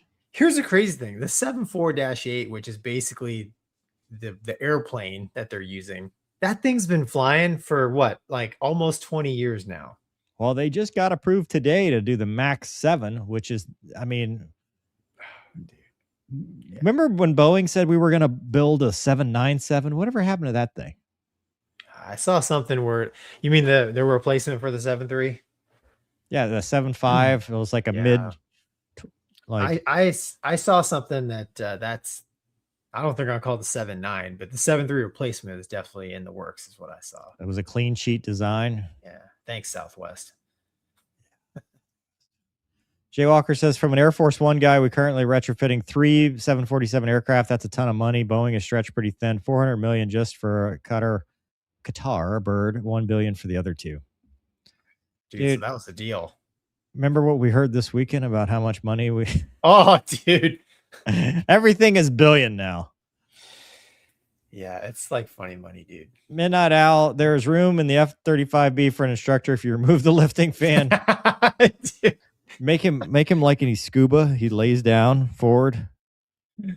Just replace the fan door, the big bubble, like a glass bubble. What are you doing? Have him sit there with there. Remember that the sub that got destroyed that had the PlayStation controller? He can sit in the bubble with the PlayStation controller and fly it from the up Titan. top if you need. The Titan. Yeah. Perfect. The sad part is the competitor to this aircraft was the T-50, which South Korea already has. Mm-hmm. So like all they had to do was go copy paste. Yeah. The T-50, yeah. The T-50 is ready. It's flying. Yeah. They didn't need all this other stuff. They just go, here you go. And I think the T-50 canopy opens the correct way, doesn't it? That's the important thing to me. I don't know, dude. Well, I mean, the T7 opens to the side. That's horrible. Right? Doesn't it? Yeah, it's terrible. Now, to be cool, you got to be able to open up so you can ride around with the canopy open. Yes. Although the Viper can't. Yeah. Well. Just so you know. All right. Sad news out of Greece. Firefighting. I guess they've got some wildfires that they've been dealing with. And 2 Bell 412, which is a really nice helicopter. They had the Midair. Doug, I think it took the lives of the pilot and the observer in the second aircraft.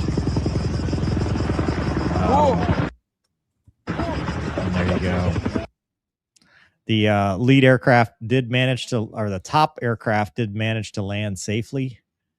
Did an emergency landing. The other one obviously did not. But looks like a lack of visual lookout. I know from what I understand, the Bell 412 has got kind of a big panel that sometimes it's hard to see in certain spots with blind spots. And it, heavy tactical flying. in a austere environment where you're dealing with the wildfires and stuff and some kind of coordination failure, lose sight, lose situational awareness, and you run into each other. We see that a lot. You know, I don't think that's necessarily indicative of anything related to being a helicopter other than they were using helicopters. I mean, midairs happen when you lose situational awareness.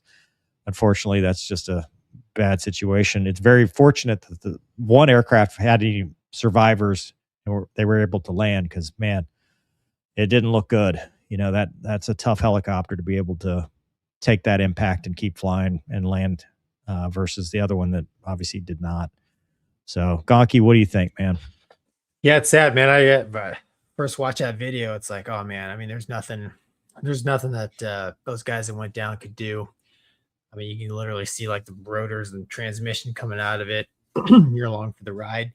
Like you said, man, you know, firefighting with airplanes and helicopters, it's pretty dangerous business, because like we said before, doing maneuvering low to the ground, and they're picking up water, they're trying to find the best spots to drop, and they're also coordinating with other airborne assets, and it looks like that coordination wasn't where it needed to be in this case. I've learned a lot from helicopters from just being on this show, listening to you and Casmo and other helicopter guys talk. But you watch that video, and it's pretty easy to see how, I mean, to me, it looks like they were in each other's blind spots, the way they were flying, at least from that vantage point of the video. But it's sad, man. I mean, yeah, I mean, thoughts and prayers of those guys that went down. Cause I mean, dude, they're firefighters, right? They're trying to save people or property. And then, I mean, they paid the ultimate price, man. It really sucks. It's very sad. I had a buddy of mine actually get killed. He flew P2Vs, which is like an old DC-7, and he was killed fighting fire. So it's dangerous business, man. So, correction, it is a 214 ST, not the 412 ST. Okay. Still's a nice helicopter, dude. Yeah, it's Danish Pilot and the Observer. Oh, dude. Yeah. So they were flying under a contract to the Greek authorities, McDermott Aviation. Australian Air Services Group, McDermott Aviation, have been operating under contract to Greek authorities from Alephsis Air Base. Following the accident, Greek officials grounded 214s, but have allowed other helicopters and planes to continue firefighting missions when possible during windy conditions have spread. One of the 214s subsequently fell to ground, while the other was able to change course and land. Danish pilot and liaison officer from the Greek fire service were killed. Yeah, so, correction on that. I thought it was a 412. I mean, every picture I'd seen had been a 412, but either way, they're nice helicopters, and it's just loss of situational awareness and loss of coordination. I don't know how they're coordinating, whether they've got like some kind of centralized control, or they just talk to each other and kind of self-announce. But they didn't see each other. Yeah, that sucks, man. I just trying to do the job. Trying to go out and fight fires and save lives, eventually. Yeah. But all right, we are thoughts and prayers for the families of those that were lost, especially, I mean, even the survivors, because you get the Survivors Guild and stuff like that. Oh, 100%, man. The guys in the other helicopter, I mean, yeah. I mean, that they are, they all probably knew one another. Yeah. So it's not good, man. But like you said, it's dangerous business, man. Jonathan says they also had a plane crash after clipping trees a few years ago. I mean, it's definite tactical flying. It's hardcore for tactical flying. This isn't like just, it's not your airliner on autopilot. These guys are actually going out there and doing intensive work. There's there's a target. There's fire. There's wind. A ground fac. There's a controller. Terrain. Yeah. Yeah. 3 Greens Ambu says Bell 214, the Super Huey, the main rotor blades are as thick as what mover wants his bank account to be post motion. Yeah, you're right. Mavis Bacon says, thoughts on possible China and Taiwan conflict 2027. I hope not. I hope not either. We just, you know what? I'm tired. Yeah. Tired, man. Yeah. Hope not. No Peace more through fight. strength. No more fight. Peace through strength. Jonathan also says the 25B airframes have had to have corrosion mitigation work as they've sat for like 10 years. What is a 25B airframe? Is that the VC-20? Oh yeah. Yeah, the presidential. Oh, that stinks. You'd think they'd store them out in the desert, man, where they wouldn't have. Yeah. Like, let's storm in Jacksonville. Nothing bad will happen. Yeah. Gonky. Yes, sir. This is in your neck of the woods. Did you were you involved in this? I was not, sir. So Escambia County, Florida. Small plane made emergency landing on I-10 eastbound. It's here in Pensacola at 9:55 this morning, mile marker 14. According to the Escambia County Sheriff's Office, pilot flying and a student reported mechanical issues, which forced an emergency landing on the interstate. Florida High Patrol says the aircraft suffered engine failure during the flight. No injuries reported. And truck driver Eric Jordan captured the action on his dash cam. Let's take a look. So they reported smelling like burning oil or something. And dude, this is wild. You guys ready? Here we go. Buffering. Uh-oh. That sucks. If this happens to you, don't wait. Call Lloyd's Glass. Oh, right away. Gonky. Ah, dude. Doug's got it.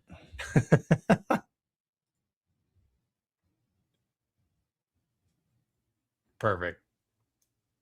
Look at that. Look at that, dude. Dude. Now we know where Blue Angel 3 has been for the last week. Correct. Good grief. Look at that. Yowza. Dude. Not a scratch on that bad boy. Dude, can you imagine? You're like, go over or under, under.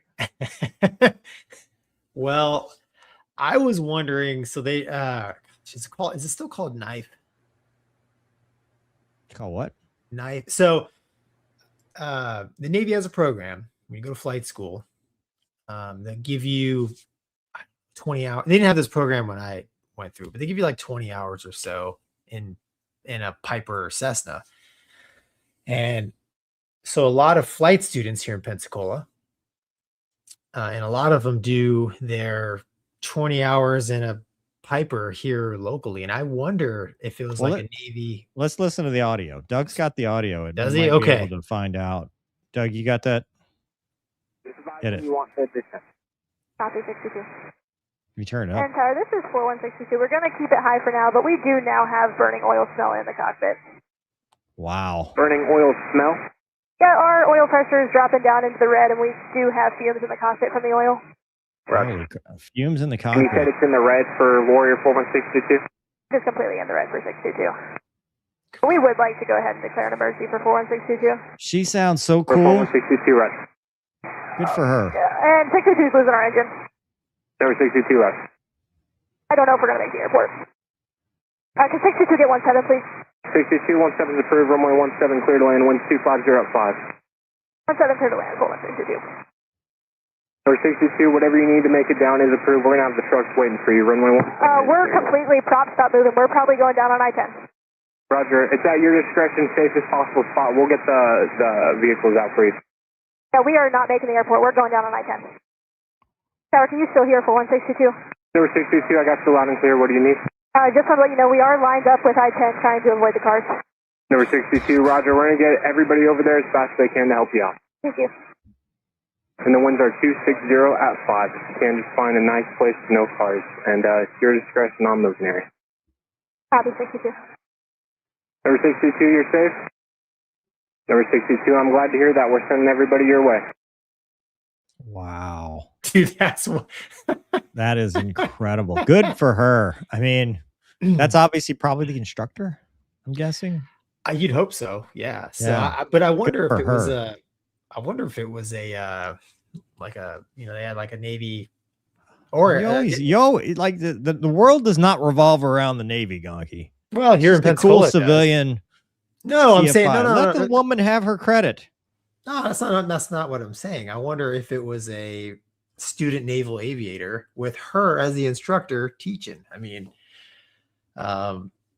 Because I see the little pipers flying around all the time. But that's awesome, man. Yeah, shooting the gap like that underneath the it's wild. Yeah, I mean, dude, I would keep that video, that picture of me flying under. Frame it.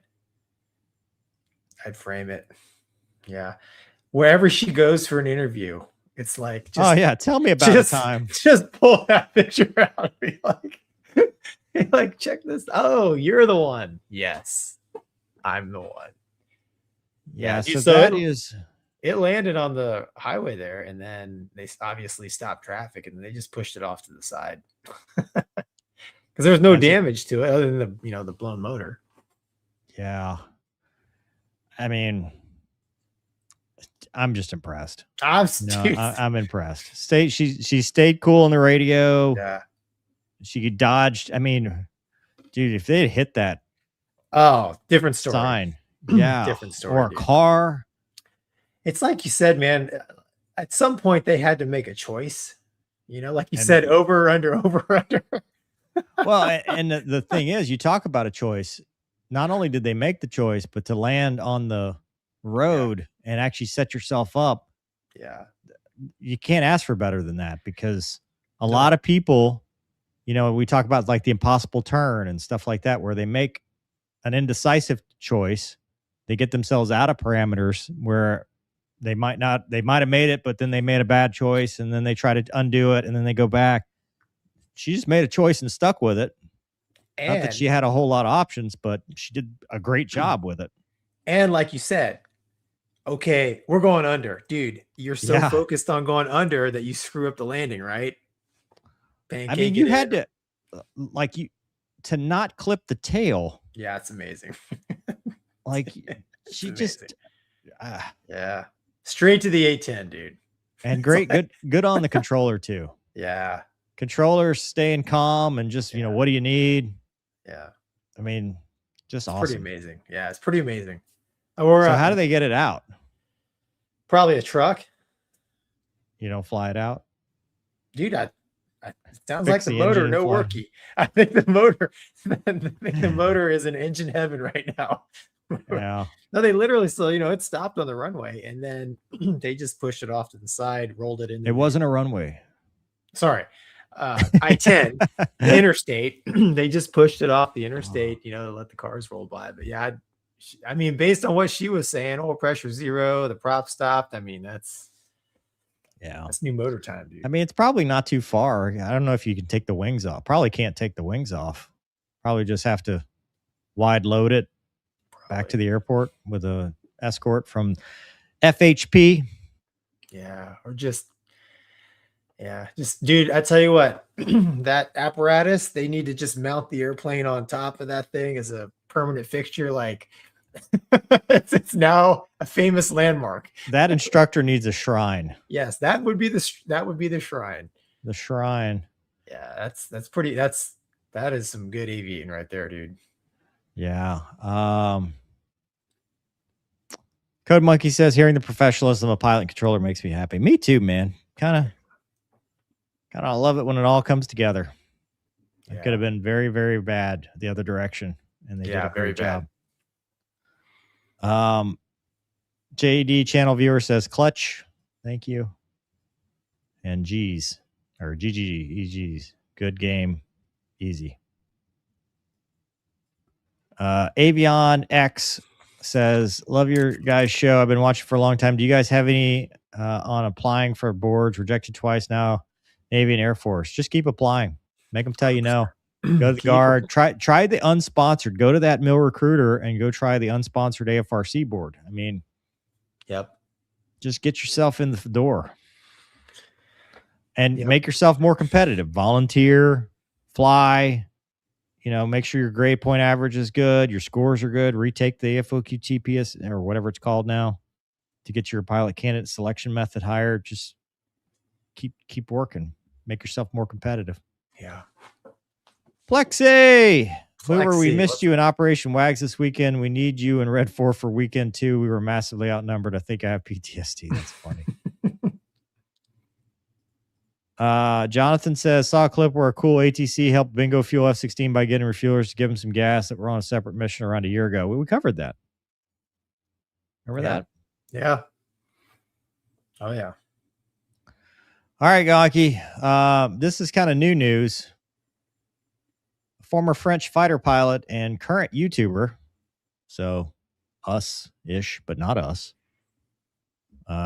indicted, or at least under investigation. I guess that's probably a more one of them did say indicted, but we'll call it under investigation to be more accurate with this article. But you got it. Yeah. So we've covered. This will be the third one, right? So this is the first French one we've covered. So yeah, we've covered Runner Brown. We've covered the Harrier guy that went to Australia and then China, and then the RAF pilots, and now this. Yeah. So so we have an ex-Rafale pilot who praised China's J-10C and J-17F fighter jets. He's now under investigation for Beijing ties. So there's a whole lot of words, but Pierre, I can't pronounce his name. Doug, how do you say his name? Pierre-Henri Chouet. There we go. Yeah. So he was a French. There's a lot of words in this article. I'm going to summarize a little bit. But he was a French Rafale fighter pilot. He also did exchange tour with the U.S. Navy. So his thing was he did some trips to China 2018, 2019 time frame, funded by some shady operation in South Africa. And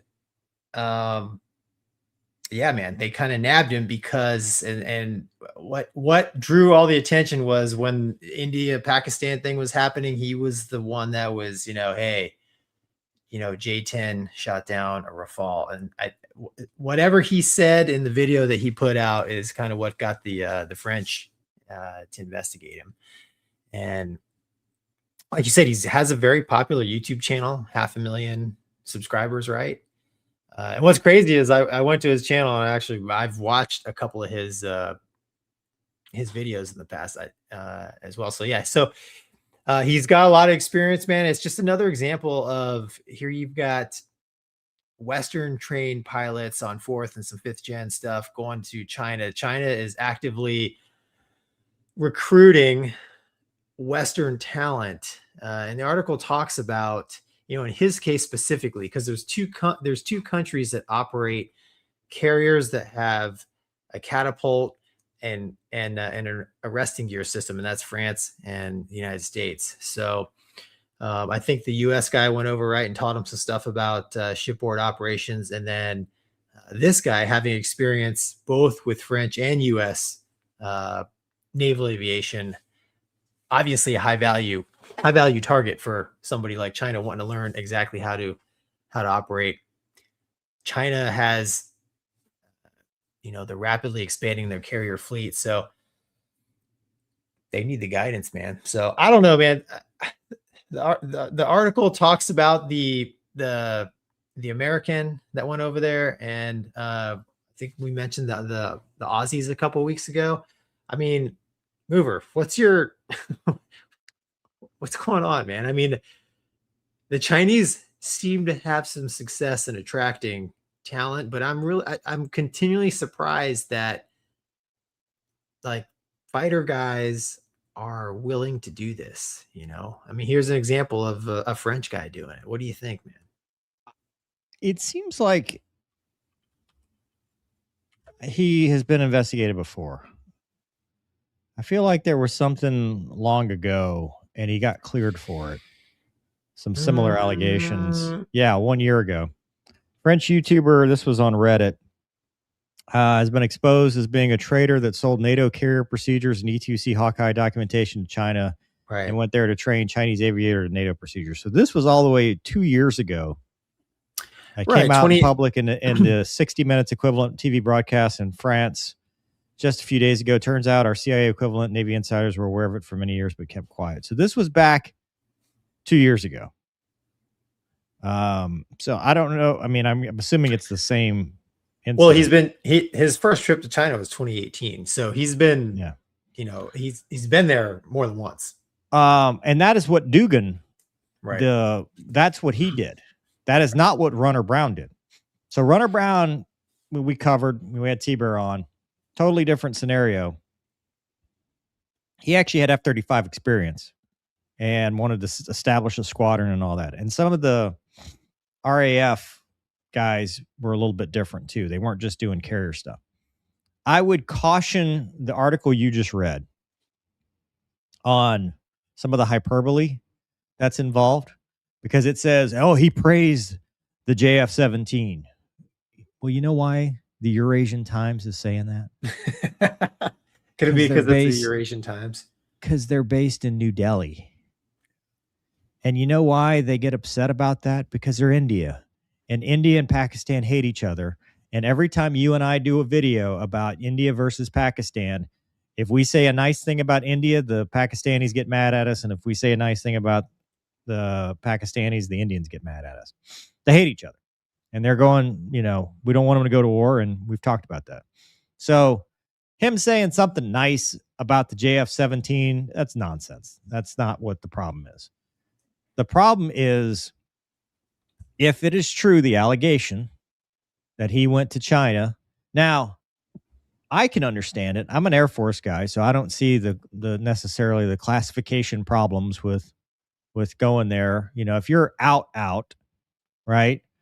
And China said, you know, we're not at war with China, and the French don't have the same thought process as the Americans do as far as, you know, what's legal and what's not.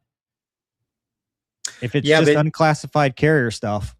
Okay, but here's the thing. The article says he traveled to China in September of 18 and August of 19 while still serving without notifying his chain of command as required by French military regulations. Then that's going to be a clean kill. Right. There's no right. Yeah, it's not. I just, you know, I want to give a fellow fighter pilot the benefit of the doubt is all. You know, I don't want to believe that somebody would, you know, intentionally go do that. He'll have his day in court. He'll have the ability to answer for the charges. You know, I mean, it would not be the first time a large YouTuber or a YouTuber in general has been reported by somebody that didn't like him, watch him.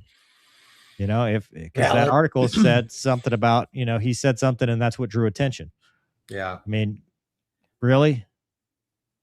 Yeah. If they knew in 2018, I don't understand. How did he go? The 2018 was 8 years ago. Yeah. I mean, he's done several trips. And it says, you know, they know both trips were financed by a South African aviation company already under the scanner for hiring Western fighter pilots. So we talked about that. Dugan was a South African. That was the exact same situation. Yeah. So China's using. Yeah. They got conduits. 100%. So, yeah. You know, where there's smoke, there's fire, right? I mean, it's not like he was going to China for vacation, right? I mean, because you probably pay for it by yourself, and you know, you probably, I don't know if he's married, you bring your I don't know. I'm not saying I'm with you, dude. I like to give a fellow fighter pilot a benefit of the doubt, but you should for sure notify your command at the minimum. I mean, that's pretty as we know. As we know. I mean, we have missed out on very cool opportunities with non-hostile nations. Correct. And because we asked and they said no. Yeah. Yeah. I mean, exactly. We were forthright and upfront and honest and said, hey, here's what we got, boss. And they said, hey, you can't do that. I'm like, roger that. Exactly. So, and we weren't even trying to teach anybody. We just wanted to go for a ride.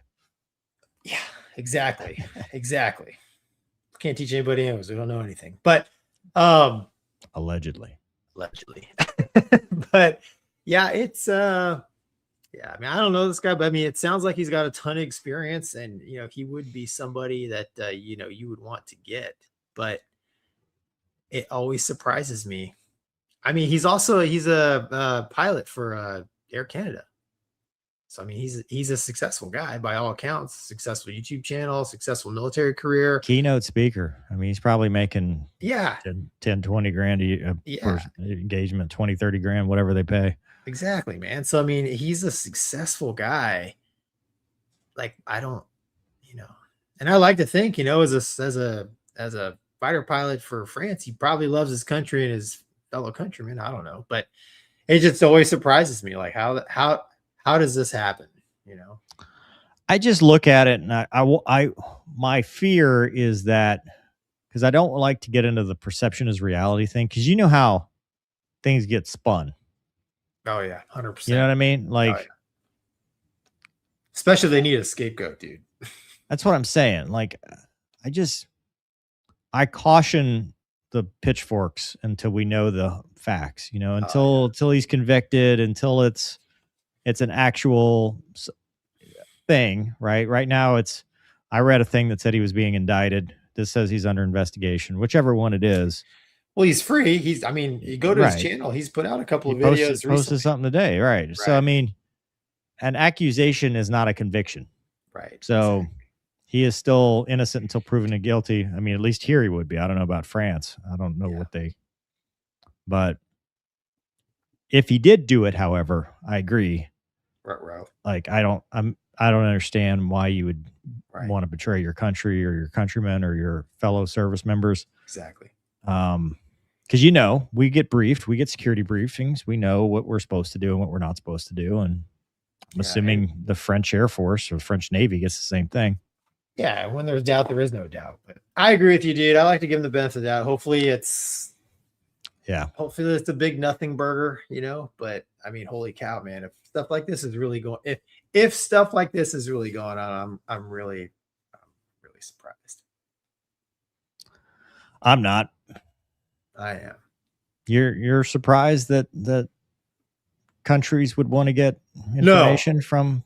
I'm not surprised they want it. I'm surprised that Western trained individuals would actually doing it. Right. I mean, it's the same people that fall for AI slop. It's the same people that fall for the, Dude, I don't know about that, man. Dude, I mean, I accidentally got a whole bunch of money from the South African place. Then I just found myself on a first class ticket on China Air to Beijing. Like, I mean, I don't know. Maybe it's me. I don't know. Oh, well, I don't know. Like I said, he'll have his day in court. Yeah. So, or whatever they do, tribunals. NR Zephyr says, great show as always. My 15-year-old son earned his aviation merit badge Saturday. Congratulations. His first flight ever and said it was the best experience of his life was in a Cessna 150. Hell yeah. Very cozy. Great airplane. Very snug. Great airplane. Yeah. I love Poor Piper instructor was thinking all the way down, I'm going to be a wiggly topic on the Mover and Gonky show. My career is over. She did great. She did great. And Mover, the thing is, she's like, oh, I-10. Yeah, cool. I'm going to land there. It was probably the last 10 seconds of flight. She realized, yeah. Over or under? This dude. Money, women. He's French. So might be. Oh, dude. That's terrible. Not our words. Oh, man. The views of our guests and viewers are not his own. Yeah. Yeah. Gonky, what do you want to talk about last? We can talk about airline single pilots or the KAAN. Uh-oh, my light failed. Did you pay your electric bill? No. Did you? Are you in a storm? Does the generator need to be kicked on? Hold on. Oh my gosh, like a well-oiled machine. There we go. There we Fixed go. it. The spotlight is back on Mover. Yeah, that was the Chinese turning off my electricity. No more Amazon. Yeah, dude, you pick it. I don't care. All right, you can talk about it then. What is it? Oh, jeez. I do this because you're their favorite people. So yeah, big news out of Turkey. So they put out a video of the KAAN, so which we've covered before, which is they're fifth, sixth gen fighter, whatever that they're building for them in export. Doug, if you have the tape, sir, if you could pull it up, that way we don't have to watch the commercials. Canopy up the wrong way. Yeah. It's a good looking airplane, dude. It is good looking. You want music or not? Yeah, at a low volume. Yeah. Because it does make the drama. Yeah. There we go. So, Mover and I were talking before the show. Like it screams Raptor. Like, I want to be followed like that every time I taxi out. With the harem. With the those are all. Look, dude. Look, he's taxiing no faster than a man can trot. That's true. Remember CAG said that? Yeah, That's the correct taxi speed. Take note, students. Yeah. No, the thing is just see, dude, they need to weed eat that sign there so they can see the anyways. Or Roundup if they want some cancer. So, dude, that one too. That one too, yeah.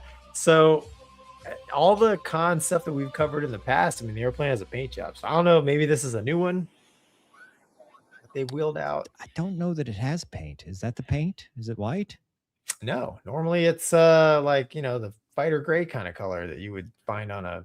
Did he ground abort? Like, why did we stop at what happened after? I don't know, but look, they've got pretty much a standard engine. What is that on the front? Is that an Erst? On the nose? So, yeah. Unfortunately, I mean, we know it flies, right? And we've talked a little bit about them wanting to upgrade some stuff on it. And maybe this is that jet, but it would have been cool if it would have flown. It's got the test pitot system. Yeah. No paint. I mean, or maybe that is the paint. Is that the radar? That's like, it's like me and my homies taxiing out. You get all Mover and his harem. Yeah. That's Watch what I this. Watch this, ladies. Yeah. Check this out, girls. Check this out. Oh, dude. He's fleeing his child support payments as he speaks. I'm with you. I think it's a cool looking jet, man. It's too bad we can't see it flying. And yeah.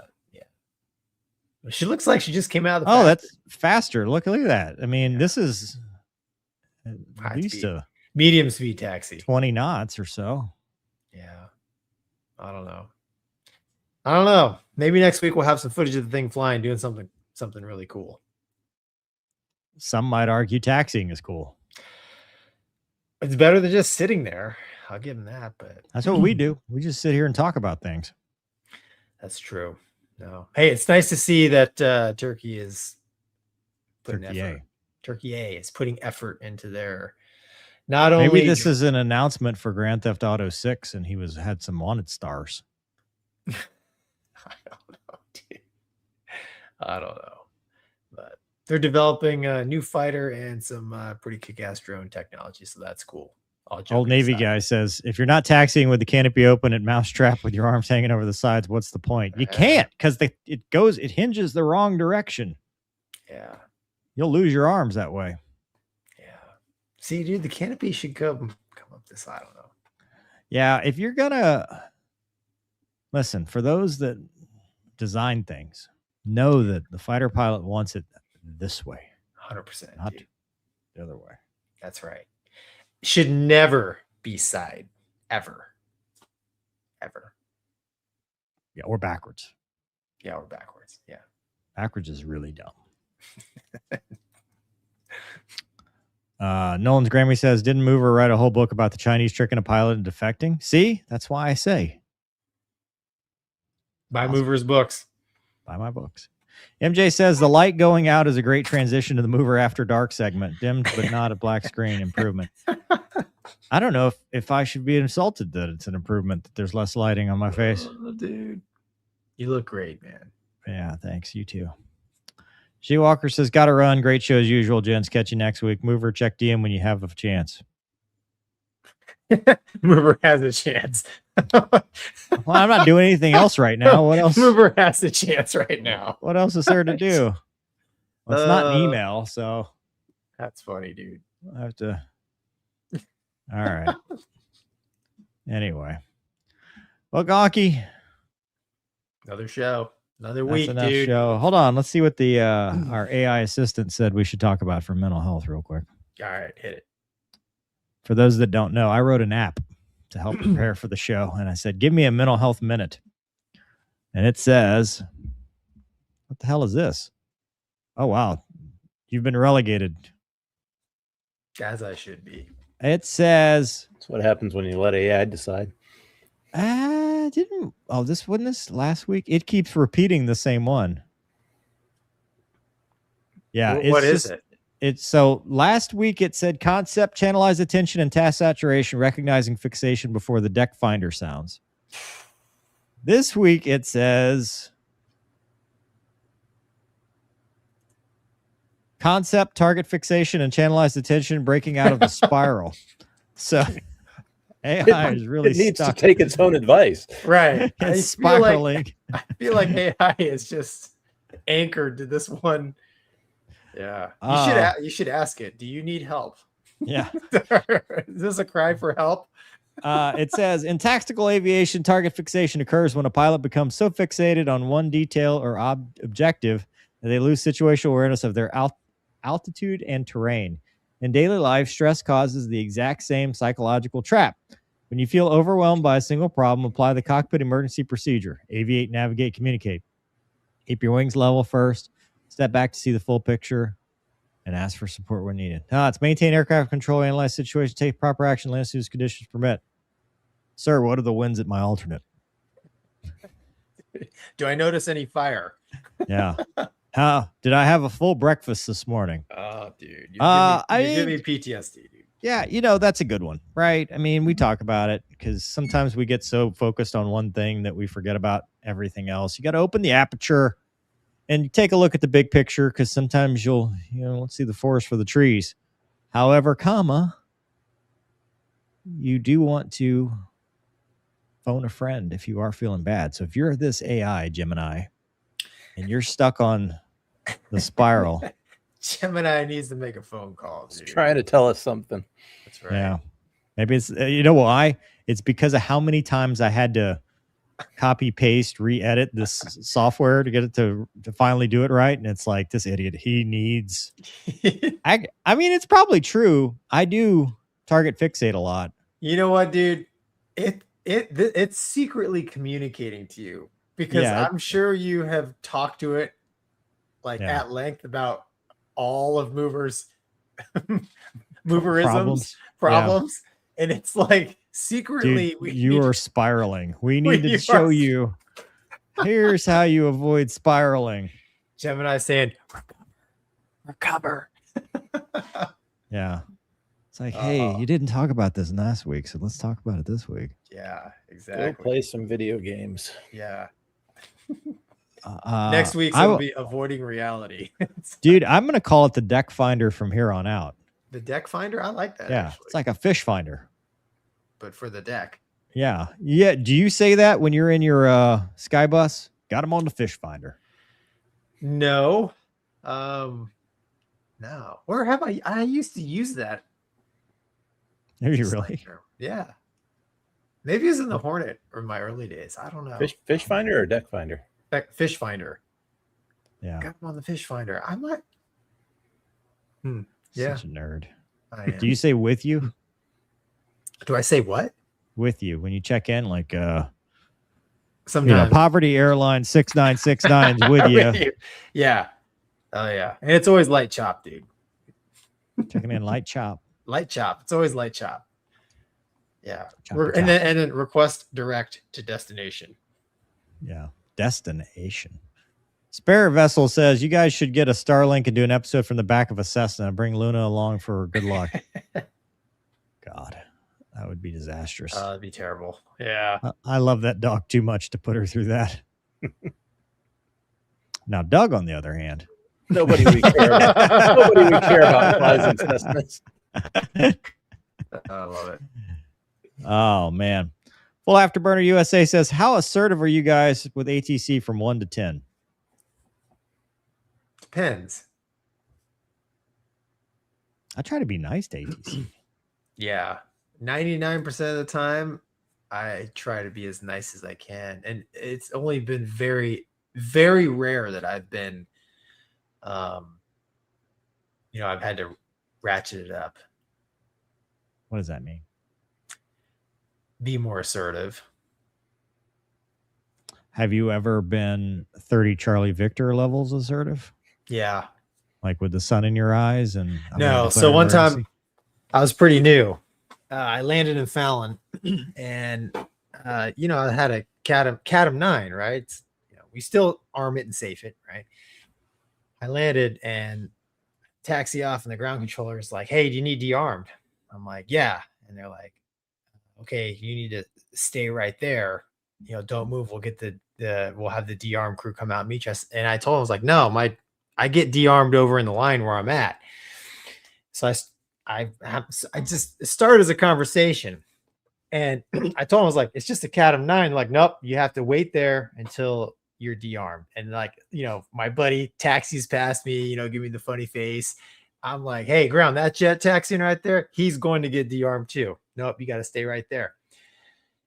I sat there for about 5 minutes and Skipper comes up on my freak. He's like, hey, what's going on? And I told him, he said, you bring that jet back to the line. I'm like, all right. So I told ground, I was like, hey, listen, I'm going back to the line. And he's like, no, you got to stay there. And I just turned the parking brake off and I taxied myself all the way in line. I shut down, dude. And I never heard one thing about it.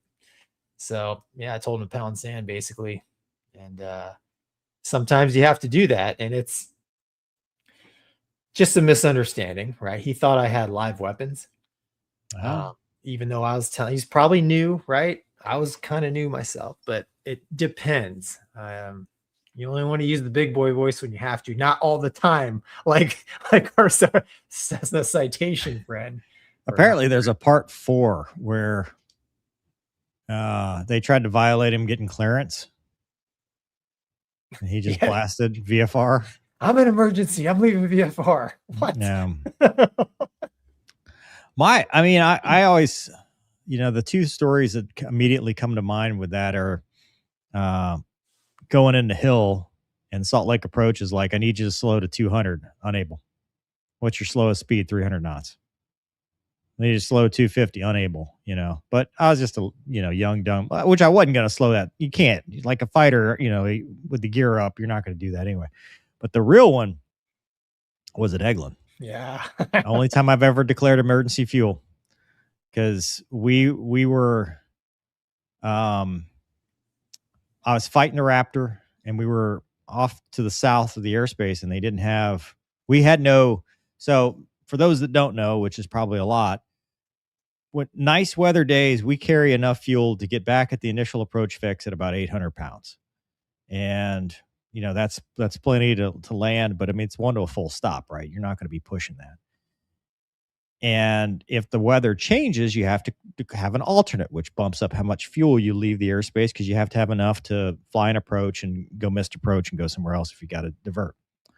Well, some clouds moved in, not weather, but some puffy clouds. And Eglin had this horrible habit of, if they could see like 4 clouds right over the field, they'd be like, we're IFR, we're going to fly the instrument approach, the ILS. Because wherever their sensor is, reports it as broken. So I'm fighting this Raptor, and we finish, and right at normal, go home fuel, and the soft comes on and is like, when we check in, they're like, hey, we're not the soft, sorry, the area monitor. They're like, hey, they're doing ILSs, from the north, so north to south, which I'm in the south over the Gulf. Oh, yeah. And I'd have to go all the way back. It's like 20 miles up there. And I'm like, I can see the field. It's fine. So I check in with approach, and I'm like, hey, I'm checking in. I'm min fuel, because min fuel means I can accept no deviations. I don't necessarily need priority, but I can't accept you vectoring me off. But he's like, copy that. And he starts vectoring me off. He's like, expect the ILS. And he's vectoring me way out. And I said, hey, man, I'm min fuel. This isn't going to work. I can see the field, request direct to downwind. I can land. He's like, unable, turn heading, whatever. And I go, hey, man, I'm really min fuel. Can I try it? And he goes, let us know when you're emergency fuel. Copy that. Next thing that comes out of my mouth is, whatever, Nomex 1 emergency fuel, direct downwind. At that point, I told him what I was going to do with the jet because I'm doing the math in my head, looking at the field. I can see the runway, and I'm doing the math, calculating that like I'm at 1,100 pounds here. By the time I go all the way out there, I'm going to be at 800 pounds, and I'm going to be coming in at 600 pounds or less on this ILS. Because when you're draggy, when you're flying low with the gear down and the flaps down, you're burning more fuel than if you come up initial. So I declared emergency fuel, and that was the first time I'd ever, really needed to do that, even flying the F-16. And then, no kidding, the next week I did it again because they just like had this habit. But sometimes you just gotta do it. Yeah. Yeah. I mean, you always want to be nice. I mean, nice can get you pretty far. Yeah. Like Mover said, there comes a point when they don't know what's going on in your airplane, right? They're just trying to do the best they can. They're dealing with everyone else. Right. You've got your own personal problem. And sometimes they just need you to say the E word, or just be directive. Like, I can't do that. Right. Yeah. Yeah. Cause they go, where do you want? I said, I'm going direct downwind. Yeah. I'm doing the thing I told you. And they rolled the fire trucks, and they're like, well, you got to cancel the emergency with whatever. I had to write a report. I had to talk, you had to go talk to people because it's not just like, you got to go talk to the DO and, hey, why'd you do this? Well, dude, it was either that. Cause to me, I don't think there's any worse feeling than the idea that I might run out of gas. Oh yeah. Like there are a few things worse than that. Cause that's within your control. Yeah. Running out of gas is a big one. Yeah, I agree. So not too keen on that. Explosive 5548 says T-Move F22. 66cc rider, you listen to me, at least 3 weeks not going professional. Same great show and love it. I don't know what that means, but thank you. Are we professional, Gonky? Come on, man. We got the lights blowing, my ads on my no, come on. We're semi-pro. Tiger O says, wouldn't TFR, terrain following radar, be a great on all current fighters to assist with task saturation issues? I don't think it'd help. No, thank you. JD is here, says, or JD's in here. The only people who see the whole picture are the ones who step out of the frame. Solomon Rushdie. See, we've been skipping Mental Health Minute and missing the opportunity for JD to give us his quote of the day. That's true. Mr. AKA says, and JD, by the way, Doug and I finished New America by ourselves. With guns. With guns. Gonky, how many 0-0 landings on the boat you done? One, but I'm embarrassed to say it was self-induced. I was coming back from Afghanistan like 2 a.m. I don't know, midnight, and I was in a hurry. I was the last one to come back, and I just didn't turn on the defog on the way down, and I had taken off during the day, and it was kind of a slow mission. Dude, the canopy was fogged up, and I had my visor down, dude. Darkest night of my life. So I flew the instruments. I called Clara, and they keep talking down, and like right, I don't know, a couple seconds, maybe 3 or 4 seconds before I landed, I picked up the ball, and it was terrifying, of course. But what was more terrifying was when I realized I taxied out of the LA because they have the landing area. You taxi out and they'll have a couple lights on the island. I'm like, man, dude, this is one hell of a fog bank. And then as I'm turning stuff off, I'm like, oh shit, I got my visor down. And then I realized the canopy was fogged up because I didn't have the defog going, but self-inflicted, lots of pain, and I never did that again. So yeah. So I've had a couple, believe it or not, sunsetting carrier, right? Heading into the sun when you come around, try to land. I've had a couple near 0-0 and beautiful Cavu day, broad daylight, because I just couldn't see the ball or the angle until I got in close because of the sun. Also scary, but that's it. Nice. Tom says no flyover critiques this week. That's the best part. Blue Angels at Seafair. I tried to get Gonky to let me play the national anthem from that lady at the Women's Major League Baseball. But yeah, Gonky said no. We would get canceled if I tried. I didn't want to sit through it again. Doug's like, I'm out. I'm a big fan of that singer in separate contexts, but damn. She's a real singer? Oh, yeah. Oh, yeah. I thought that was just some, like, Make-A-Wish or something. This is why we can't. This is why we didn't cover it. Next topic. Next topic. Garrett says, wanted to say thank you guys for what you do. I have a few friends that are flying because of this show. And my brother's looking at going into naval aviation. Also got me through rough times. Oh, man. Thanks, you. dude. And rah. Thanks, Garrett, dude. You're a great awesome. dude. I wish you the best in your career. Old Navy guy says, mental health minute, go fly, say meow on the radio, happiness ensues. That's true. It's terrible. Oh, dude. Spare Vessel says, the sun was in his eyes. You are 30 Charlie Victor. That's right, dude. No, I didn't say sun was in my eyes. You just call Clara, man. You don't have ice cream waiting for me. I'm declaring an emergency. That's right. Yeah. Perfect. All right. Is that it? Well, have we reached the end, Mover? Dude, it's been 2 hours and 28 minutes. How much more show you need? I'm not Too saying much of a more. good thing is. I'm just asking. That's all. I'm not running the the chat there. Okay.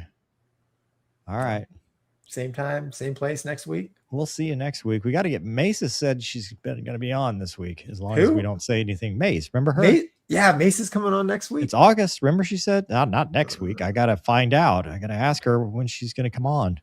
She's a busy lady, Gonky. I know. She's We're busy crushing it. We're peons. We're busy having light failures and ads play. And I thought it could last 2 hours. I really did. It was fully charged. Yeah. So sorry. Aaron says, I made the mistake years ago in IFR civilian training of not leaning the fuel, landed with around 4 gallons on board. Wow. Oh, never made that. I mean, what is that? Like a whole hour in a Cessna? That's probably fine. Depends on what we're in. If he was in a 421, that's not good. Yeah. I mean, it's about what I landed with Doug in my last flight with him. Helicopter, though, right? Yeah, you definitely don't want to run out of gas in that thing. No. I'm just kidding. That's a joke. I had way more than 4 gallons. We weren't I close want to enough see to if want to see if Doug would react. He knows me better by now. Yeah. That's more likely I was pilot in command than you were. I did spray about 4 gallons on the ramp, though, trying to get it to stop. That stupid pump, man. Notably, all right. not part of the video. Yeah, I didn't make the cut. There was no footage of it from my cameraman. Anyway, Doug, as always, we appreciate your service. Thanks, man. Thank you, gentlemen. Thanks for hanging in there. You're welcome. To our fans, thank you for watching. We'll see you next week. in 1 week. That's right. And that's it. Good night. See you guys.